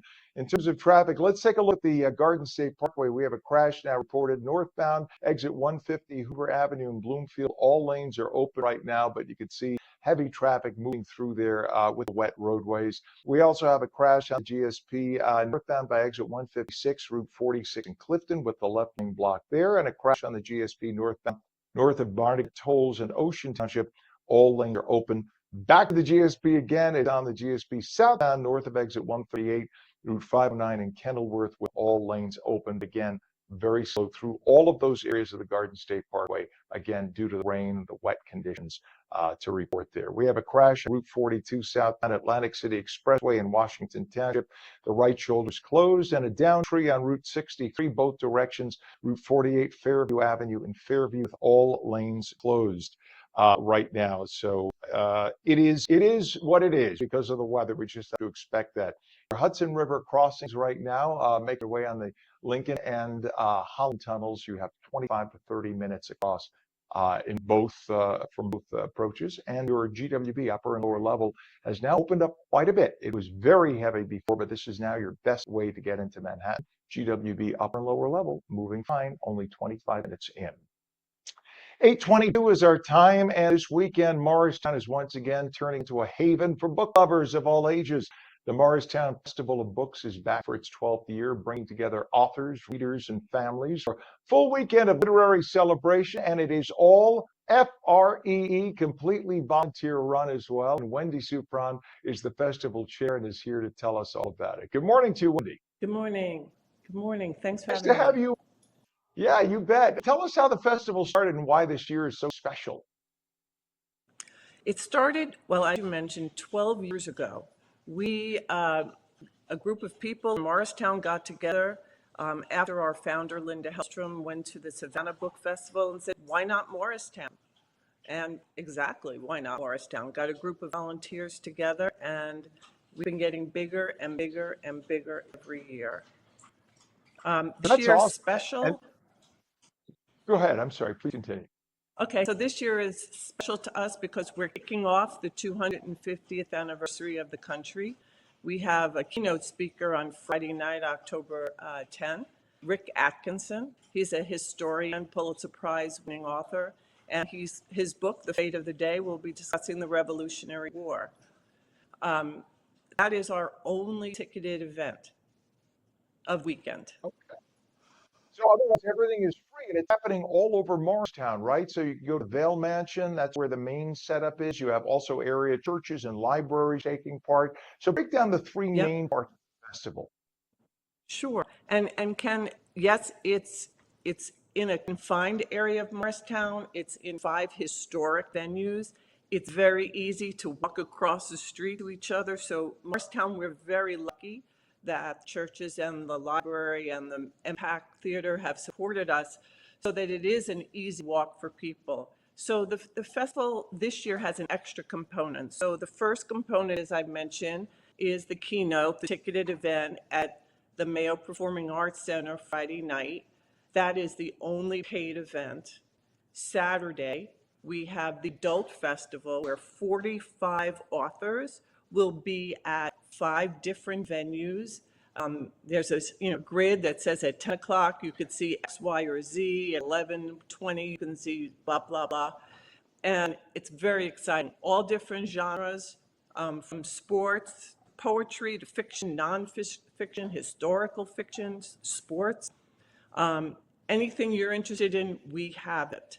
And as I said, so that's the Adult Festival. At the same time, we have a festival within a festival just for children, Kid Fest. They also have authors sitting all day. Kid Fest differs from adult. The children's authors stay all day under big, big tents. Some authors are called out for special discussions. We have some very special authors like Victoria Khan from Pinkalicious, and those will be speaking at another venue. The adult authors only stay for their session. Then at Vale Mansion, as you mentioned, there is a book tent and a book signing. So right after their talk and their Q&A, the authors go have their book signed. They only stay as long as the line is. And so if you're interested in meeting an author, please come immediately after the session to the book tent. But as I mentioned, this year we have one other thing. At 5 o'clock, back at the Impact Theater, Jake Tapper is coming to discuss his new thriller, and it's called, so I'm going to get it right, Race Against Terror. It's a nonfiction thriller, and his moderator is Maggie Haberman from the New York Times. That will take place, as I said, at the Impact Theater, but it's all free, no tickets. You just come in at 5 o'clock. Yeah, they both used to work over at ABC when I was there. I was an ABC guy when they both Maggie and Jake used to be at ABC News at the time. So I remember them both. Yeah, they're amazing, brilliant people. So this is fascinating that you got them there. That's really good. I love Morristown, by the way. I don't live too far from you. It's just one of those great, historic, beautiful communities, and it's so walkable. Such a great place to be, and the idea that you're having this in Morristown is so flawless. It's a great concept. So Yeah, we are what can very people lucky. expect Saturday? Yeah, so I love the fact that everything is laid out the way it's laid out, and how many people are you expecting this year, Maggie? I called you Maggie, Well, Wendy. Excuse me, Wendy. it's okay. We expect on Saturday somewhere between 6,000 and 8,000 people. Which is fantastic because all the venues can handle the capacity. We do not break for lunch. So if you're hungry, you just miss a session. But when we did break for lunch, people were like, no, no, no, bring us more authors. So it's great. The fact that the venues are close to each other, people have that concern. I don't really want to walk that far. I will tell you that it's less than a New York City block to our furthest venue. Most of them are really literally across the street from each other, just a traffic light. That's such a great town. It is the perfect. best town to walk in. It is like, there are a few towns in northern New Jersey that I compare it to, but like you could say Montclair, but Montclair is a long street. The way things are laid out in Morristown is sort of clustered and town square-ish kind of feels with it. I love Morristown for that. That is just so awesome. The best event part is of free. Saturday, the best part of Saturday is just seeing everybody on the street and having a cup of coffee, discussing what they just saw. Our mission is to bring the community together in conversation, and we surely do on Saturday. That's awesome. And how does it get funded, by the way? Because the event is free except for the very first session, the dinner, et cetera. So the how does keynote this helps get fund us. Right. It actually is funded 99% by donors and sponsors. We are very lucky to have some big name sponsors like Valley Bank, who's headquartered in Morristown, and Blanche and Irving Laurie Foundation, Delta Dental, and Morgan Stanley Wealth Management are our big sponsors. also Morristown Atlantic Health System, the hospital system in Morristown. So we're very lucky. But I would say that half of our money comes from individuals, people who want to see this continue, because truthfully, if we didn't have the money, we couldn't continue. Right. So we tell people on Saturday, if you enjoyed the free day, make a donation, keep it open. Yeah. That is our goal, to keep Saturday free and open to anyone. We don't want to limit it to only people who can afford the ticket. We want everyone to enjoy it. Amen. And you should. And this is something perfect for Morristown. The Morristown Festival of Books is this Friday and Saturday, October 10th and 11th. I love it. I get back in town. I'm out of town right now. I'm doing this program from out of town. I will be back. You're not more than 10 minutes away from me. So I think you want to see me, Wendy Supron. We're going to get you as a moderator. I would love that. Let me know. Yes. And I'm working on a book too. I'm not kidding. Not this year, but hopefully by next year. So Wendy Supron, Festival Chair, thank you for doing this, and thank you for coming on this morning. Have a wonderful weekend with the gathering. Thank you. We have great weather. Yes, fingers crossed. Keep it nice and sunny on Saturday, Friday and Saturday. Awesome. Take care, Wendy. Thank you. It's great. Morristown is so nice. You got to check it out. It is now 68 degrees at 8:30. When we come back, it is Fire Prevention Week. What you need to know to keep your home safe. We're going to be back in 30 seconds with meteorologist Mike Pavetta and the full Garden State forecast. You're watching on New Jersey Mornings. Don't go away.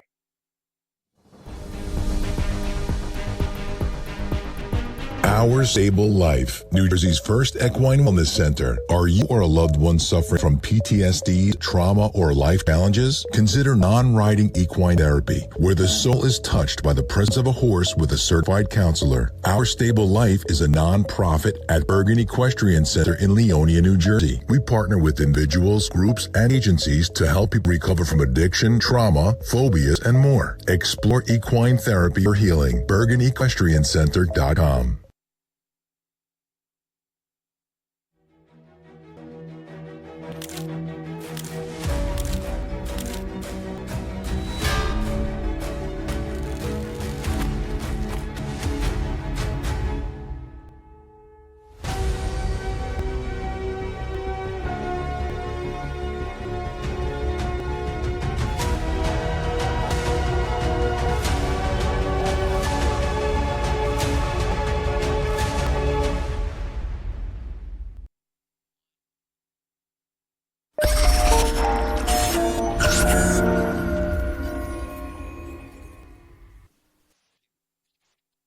Not a very good morning to you. 8:32 Wednesday, October 8th. Welcome back to On New Jersey Mornings. I'm Ken Rosato. Phone lines open at 888-658-0234. Some morning rain, then a mix of sun and clouds. It'll be cooler with a light breeze, highs upper 60s.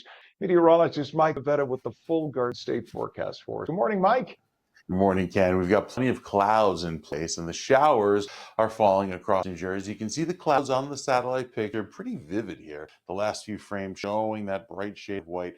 There's a little bit of clearing happening over western Pennsylvania, but that won't arrive until probably lunchtime today. So still some wet weather around for the rest of this morning, especially down the shore, where your temperatures are holding mild in the mid 70s. Very warm for this time of year. No record set today, 89 degrees, that'll stay, but at least it'll start to cool off and feel more like fall come later on tonight. So some showers down the radar picture working their way through New Jersey, most of them right now across, well, the eastern half of the state as the heaviest rain gets going. Not tropical in nature, but have a new tropical system that's working its way westward. That's Jerry, that will start to develop into a hurricane throughout the day today. Likely be Category 1 by tomorrow. Just skirt easternmost sections of the Caribbean and then spin out to sea, not regaining much more strength according to the official forecast from the Hurricane Center beyond that.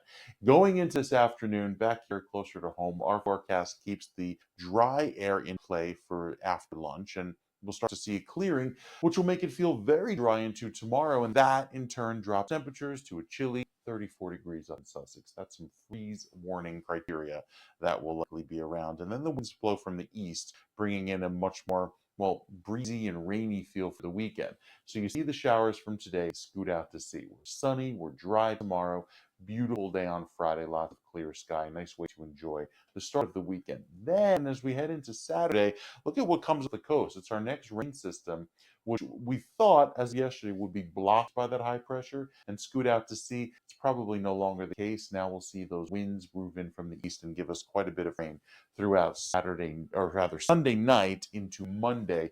So most of the day on Saturday is dry, just a little cloudy, and then those clouds increase for Sunday, giving us rain by Sunday night, and rain lasts into Monday for northern New Jersey. Southern New Jersey also has a better chance of wet weather with more rain coming in for Saturday into Sunday. This could be maybe a 1 to 3 inch rainfall deal. So there's a lot of water coming up, which we certainly could use. Just comes in the time for the weekend. For Sunday, especially going into the holiday on Monday when many people are off. So the time could be better. But nevertheless, we have some wet weather headed our way. Coming into New Jersey, Ken. You know what? We need rain. That's first and foremost. We'll deal with it. You put on a little something, something to cover your hair, and your hairspray won't melt off. That's all. But we need the rain. That's more important. Thank you so much, Mike. Much appreciated, sir. It is 67 degrees, no, 65 degrees in Trenton now. It dropped a little bit, and it is 64 northern Jersey, 64 in Cape May. In terms of traffic, let's take a look at 287. Now we have this issue that just popped up. This is southbound 287 north of exit 10, which is East End Avenue in Franklin Township. The left lane of the 3 lanes closed, causing the delays you see on your screen right now. We have a down tree on 63 both directions at Fairview Avenue and Fairview, with all lanes are closed right now, and that's been the case much of the morning. Crash on the Jersey Turnpike Inner Roadway northbound north of interchange 6 Pennsylvania Turnpike in Mansfield with the right shoulder blocked. And over to the GSP, we have a crash on the Garden State northbound south of exit 40, which is Route 30, Whitehorse Pike in Egg Harbor Township. All lanes open, but nonetheless causing delays. Staying on the Garden State with 2 more. We have a crash on the Garden State northbound at exit 150, Hoover Avenue in Bloomfield with all lanes open. I lied. We have 2 more now. A crash on the Garden State northbound at exit 156, Route 46 in Clifton with the left lane blocked. And a crash on the Garden State northbound north of Barnegat Tolls in Ocean Township, all lanes open. Here's another Garden State. Here's another lie I gave you. I said just 2 more. Now it's like 4 more. A crash on the Garden State northbound exit 150, Hoover Avenue in Bloomfield, all lanes open. They're saying a crash on the Garden State southbound north of exit 138, Route 509, Kenilworth, all lanes open, but it is very heavy. So up and down the Parkway, that's where the rain has been focused, and that's where we have most of our accidents. Your Hudson River crossings right now, Lincoln and Holland both reporting 25 minutes. And now we have 25 to 30 at the GWD, upper and lower levels, actually moving pretty well. Look at that. Things have really opened up there, so that's a good way to get into Manhattan. 8:37 is our time, and it is Fire Prevention Week, happening October 5th through the 11th. This year's theme is one that hits close to home: charge into fire safety. From smartphones and laptops to power tools and e-scooters, lithium-ion batteries power much of our daily lives. But when used incorrectly, or if they're damaged, or if you buy those cheap third-party lithium-ion batteries from overseas, sometimes from China, you think, oh, these are half price. They don't necessarily follow the same UL rules that we have in the US. You have to be very careful about that, because lithium-ion batteries can overheat, catch fire, even explode, and it is very hard to put them out. Joining us now is Kelly Rastel, who is a Director of Public Education at NFPA, to share what you need to know about buying, charging, storing, and disposing of these batteries safely. Good morning to Kelly. Good morning. Well, it's good to have you on. And why is NFPA focusing on lithium-ion battery safety for this year's Fire Prevention Week? Well, these rechargeable items, everybody has them in their homes, and it affects little kids all the way to older adults. That we all use them. They're part of our everyday life, from toothbrushes and razors to even your vacuum and your power tools. And these little lightweight and portable devices, they have a fiery side, and so we need to make sure people can live with them safely. Yeah, and even I was holding it up to see if you could see it. Even your cell phone. I mean, that is one heck of a power station in your cell phone. And if you ever have like maybe a rogue app that you've downloaded, and you start to feel your phone get really hot, make sure you don't have the charger cable, and unplug this and maybe turn it off, because phones have caught fire. Right? You got to be very careful. They have, and people just assume that things that are sold are safe. But we know that there are three main things you can do to kind of keep you safe. And you started with the fact that you should buy these listed products. UL is one of the symbols you may see, ETL is another. There's about 100 of them. But by buying listed products, we make sure that they've met safety standards. And then, like you said, the charging piece is a really big part of this education. And that is the cord that comes with your device is made for it. And we're a very mobile society. So, of course, if you lose your charger, make sure that you buy one that the manufacturer allows you to use. So, you have to do a little homework. And then the other thing is you want to always make sure when you fully charge something that you take it off the charger. Don't leave it on it all the time, because the reality is they're not designed to have that much energy flow into them. And then always having it on a hard surface. Mm-hmm. And not on a carpet or something like that. And just so that people know, and I'm sorry that I'm such a fanatic about this, but because I've been a TV reporter for so many years and we used to cover so many of these fire stories when I was at Channel 7 Manhattan, the little head of these little connectors, there, you think that's just a little wire in there. There's a whole computer in there. There's a whole capacitor that is made to stop. If it's a good connector, in the event that it starts to overheat, it acts like a circuit breaker and it turns off. You get a cheap connector from a third party. Oh, it's only $1. I'll get that. They often don't have that. So that it doesn't know when to turn off. And that's when you get the overheating problems and you could have issues. So you've got to be really, spend the extra few dollars, get something to prevent fire, because when a lithium ion battery catches fire, tell us what happens. Well, it can get hot. Once it starts freaking out, that battery will explode. And that's why it's so dangerous. And everybody has these products in their home. And so it's so important to have a working smoke alarm to give you time. But also never charge overnight. That's something that really people say, what do you mean? I'm like, well, don't put it in bed with you or under your pillow, because the charger can't breathe and the device can't breathe. But really, we got to change our behavior so we can live with these safely, since they're not going away.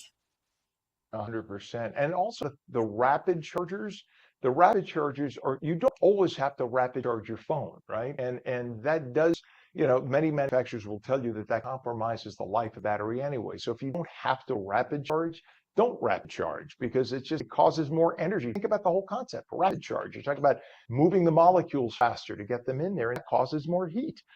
So what is the safest way then to charge lithium ion batteries? You said put it on a hard surface, don't fall asleep, and don't keep it trickle charging all the time. What are some other tips? Always make sure that you give it plenty of space. As we said, you want to have it on a hard surface.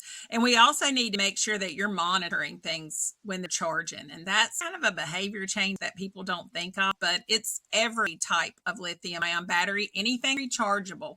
This is good behavior to do. So make sure that you're always monitoring it.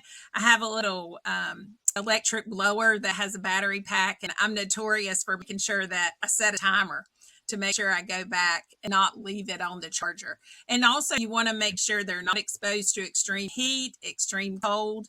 All of that really matters. They're not designed to have extreme temperatures. So you got to make sure that you try not to drop them too. I know that's counterintuitive, but how many drops do you get before it has a problem? Well, we don't know. So just try to be extra careful with these batteries, because they can be fragile and it can cause issues when you're charging. Lithium batteries are not the old alkaline batteries, that's for sure. They are, lithium is a very serious chemical, and the problem is, I have friends who are firefighters and they tell me it takes like 100 times the amount of water to put out a fire caused by a lithium battery as opposed to a regular fire caused by accelerant like wood or gas or things like that. So just keep that in mind. It's not an easy thing to extinguish, so let's just not have it happen. What specific tips do you have of disposing older damaged lithium batteries? We've got to also let the public know that these aren't designed to go in regular trash. They also can't go in your traditional recycling bin. There's special handling for them. We want you to turn them in. The easiest way to find a spot near you is to go to call2recycle.org, put in your zip code, and it'll show you all the locations. Maybe it's a household hazardous waste facility. It may be a retailer. Most of them, if they sell a lithium ion battery, they'll have a take back program that you can turn it in. So it's a great way to find a location near you to safely put these batteries out of circulation and prevent the fires in the trash trucks, but also in the recycling facilities. Yeah, I know. I know my local Home Depot does. They have a big bin, and you could bring in your. Not all do, but I know that mine does. So you could check with as you mentioned, your home supply store. What is a website for more information about lithium-ion battery safety and fire prevention week, Kelly? For more information, go to fpw.org and you'll find all the tips and tricks to keep you safe when using your lithium-ion batteries.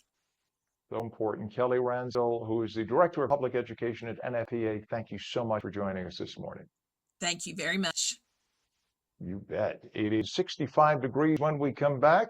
We are heading into a critical election season, so making informed choices at the ballot box has never been more important. AARP is launching a statewide effort to provide trusted, nonpartisan information about the candidates and issues that matter most. We're going to talk about it. Some morning rain, a mix of sun and clouds. It'll be cooler with a light breeze today, highs upper 60s. You're watching On New Jersey Mornings. We're back in 30.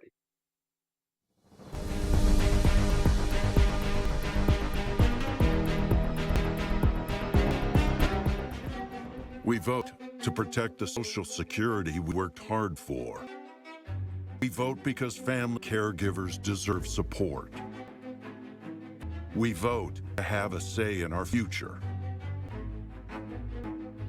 For all the reasons why, AARP has information about when, where, and how to vote. Find the information you need to make your voice heard.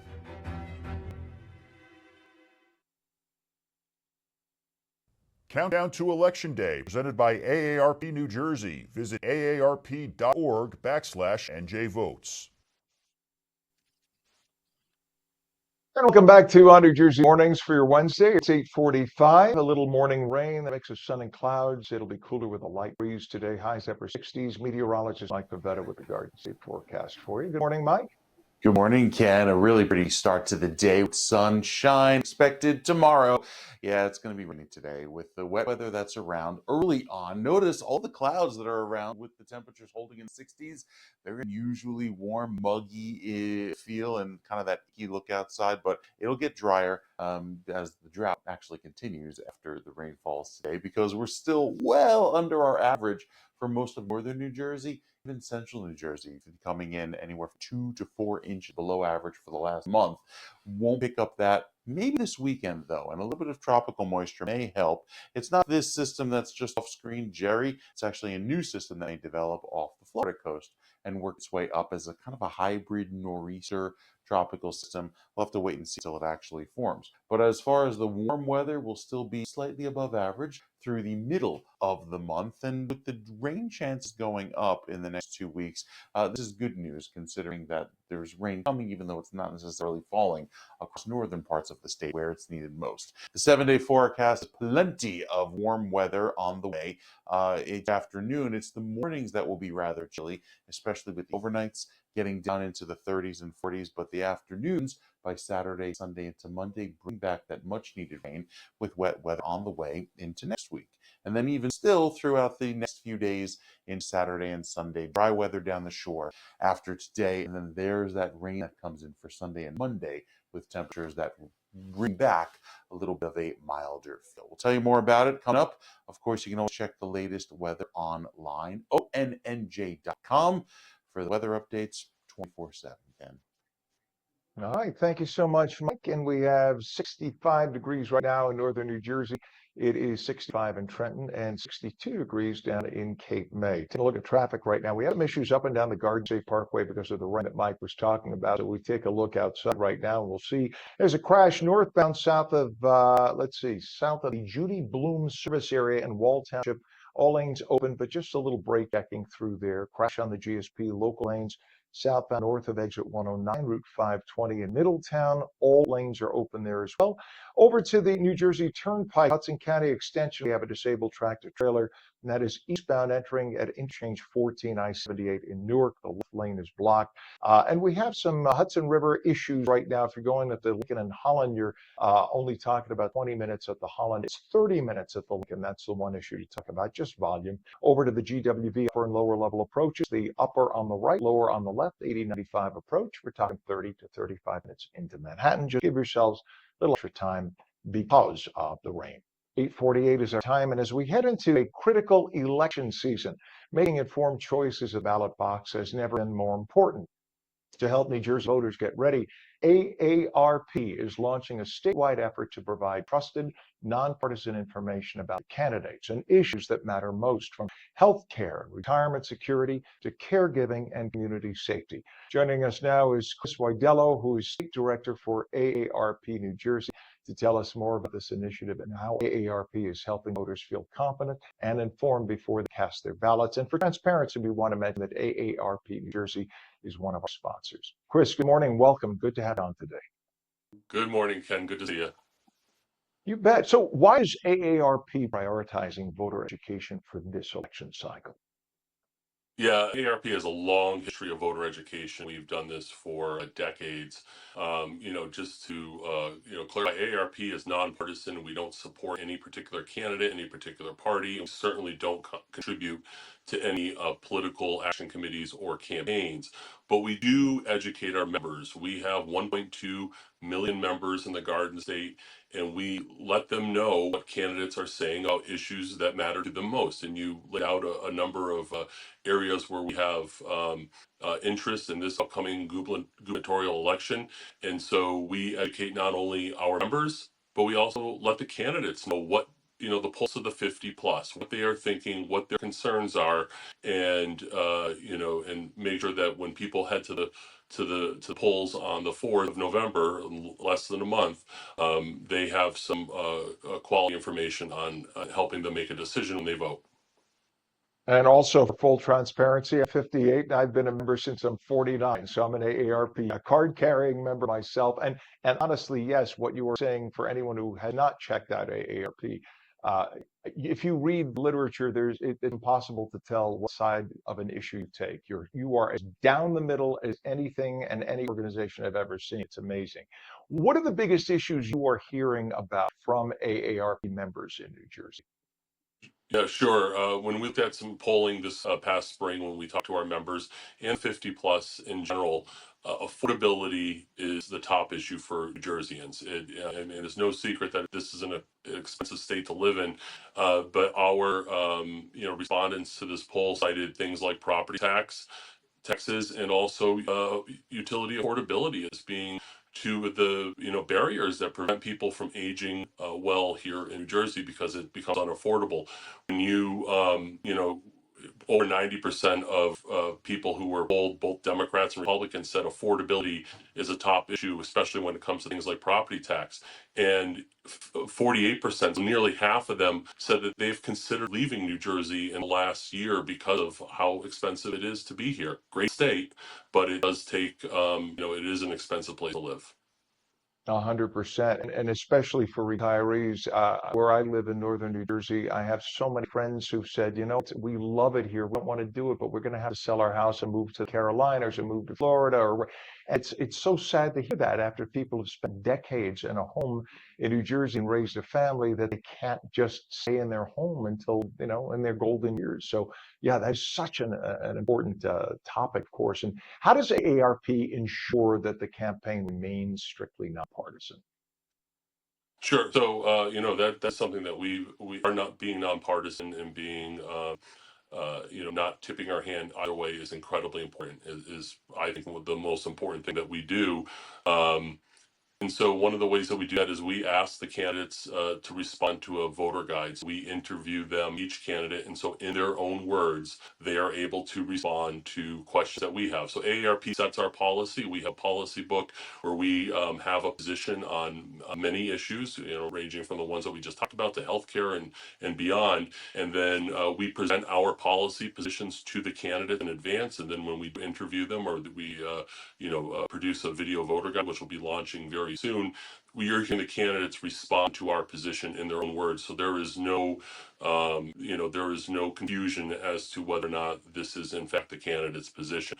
But again, our goal is to educate candidates educate the public and let them hear directly from the candidates on things like you mentioned, property taxes, utility rates, healthcare, and caregiving, which are just incredibly important to people in this election. And, the 50 plus vote is going to carry this election. They are the most influential voting bloc. And so we want candidates to pay attention to these issues and respond with positions that are that people can take in and decide when they head to the polls. Yeah, Chris. And by the way, something else that I want to praise AARP about is the fact that you still have a printed resource. Your guide, your monthly guide is printed. And the reason I say that is because my parents are 87 and 94. My dad will be 95 in a few weeks. They don't like to get online and look at things. I do. I go to the website all the time. Right. But my parents like the fact that AARP mails them because they were also card-carrying members and have been for many decades. They like the fact that you could still get a printed guide from AARP. So talk about, again, some of the different resources that AARP offers to help voters make those informed choices. You mentioned a few now. You mentioned voter guide. What other resources do you have? Sure. So we have, we obviously have our publications that we do mail out. We have a magazine, and we have a bulletin that goes out to select portions of our membership on a regular basis. And then our magazine is distributed to all AARP members. We also, but our online platform allows us to really get information up quickly and, and keep it updated in real time. So, we do have a website, aarp.org/njvotes. And on there, you can find information on our video voter guides, which we conducted with each of the candidates running for governor, and also information on how to vote, where to vote, when early voting takes place, when you can request and the deadlines for an absentee ballot. So we want to make it a one-stop shop. So if you have questions going into this election, you can find AARP resources about that. And we also link to our elections division here in New Jersey if you're looking for further information or you have specific questions that can't be answered by what is on our website. So being that you led right into that, let me put that on you. What is the most common question or concern that you hear from older voters when it comes to elections? Yeah, I think we hear essentially is, where do I vote? When do I vote? Making sure that they understand, I think everybody now is kind of conditioned to when election day is, but with early voting and opportunity to use a mail-in ballot, they just want to make sure they have the deadlines correct. And I think one of the things that we have stressed is sort of the process of filing that mail-in ballot. Make sure you do it the right way, that you seal it the correct way and sign it, and all the steps that are required. Usually it's just the mechanics of it that we need to provide some guidance with. And it's again outlined on our website, and you also link to the state's website for further clarification. We also know that they always do remind us that older voters vote. So they're proud of the fact that that they are going to be the deciders of this election, as they have for the last number of elections.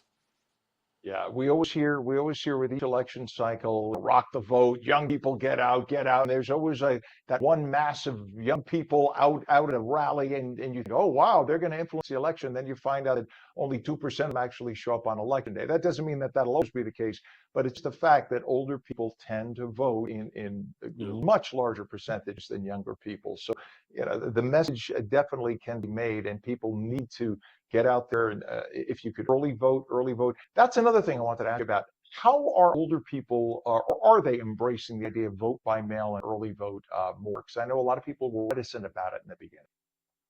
Yeah, I think it's become, a convenience, right? That, people, just because they're older and they may be retired, doesn't mean they're not busy. It doesn't mean that they don't have other obligations. And so I think it's just another option that if they don't, they're not able to get to the polls for whatever reason, that they know that they have some options to either vote early, right, and take advantage of voting in person during that period of time, or, if there is a need, they can request a mail-in ballot. So I think it's the convenience, I think, is becoming something that a lot of voters, all voters, are now appreciating. Yeah. And what's a website, once again, for people to go to get AARP's election guides, compare the candidates, and check all important deadlines? Yeah, absolutely. And I want to thank all the candidates for taking the time to respond, because it really just helps everybody make an informed decision. So it's aarp.org/NJ votes. All right. For more information on when, where, and how to vote, please visit once again aarp.org/NJ votes. Chris Weidello, State Director for AARP New Jersey. Thank you for joining us this morning. Thanks, Ken. You bet. And that is on New Jersey Mornings. It is 8:58. Meteorologist Mike Pavetta says some morning rain, a mix of sun and clouds, cooler, light breeze today, highs to low 70s. And that's on New Jersey Mornings for this Wednesday, October 8th. I'm Ken Rosato. Remember, we're streamed daily on Roku, Fire TV, News on Samsung TV Plus, Apple TV, Facebook, X, and stream live on Substack, Rumble, and Twitch. Just go to twitch.tv/on New Jersey. Have a great day. See you tomorrow.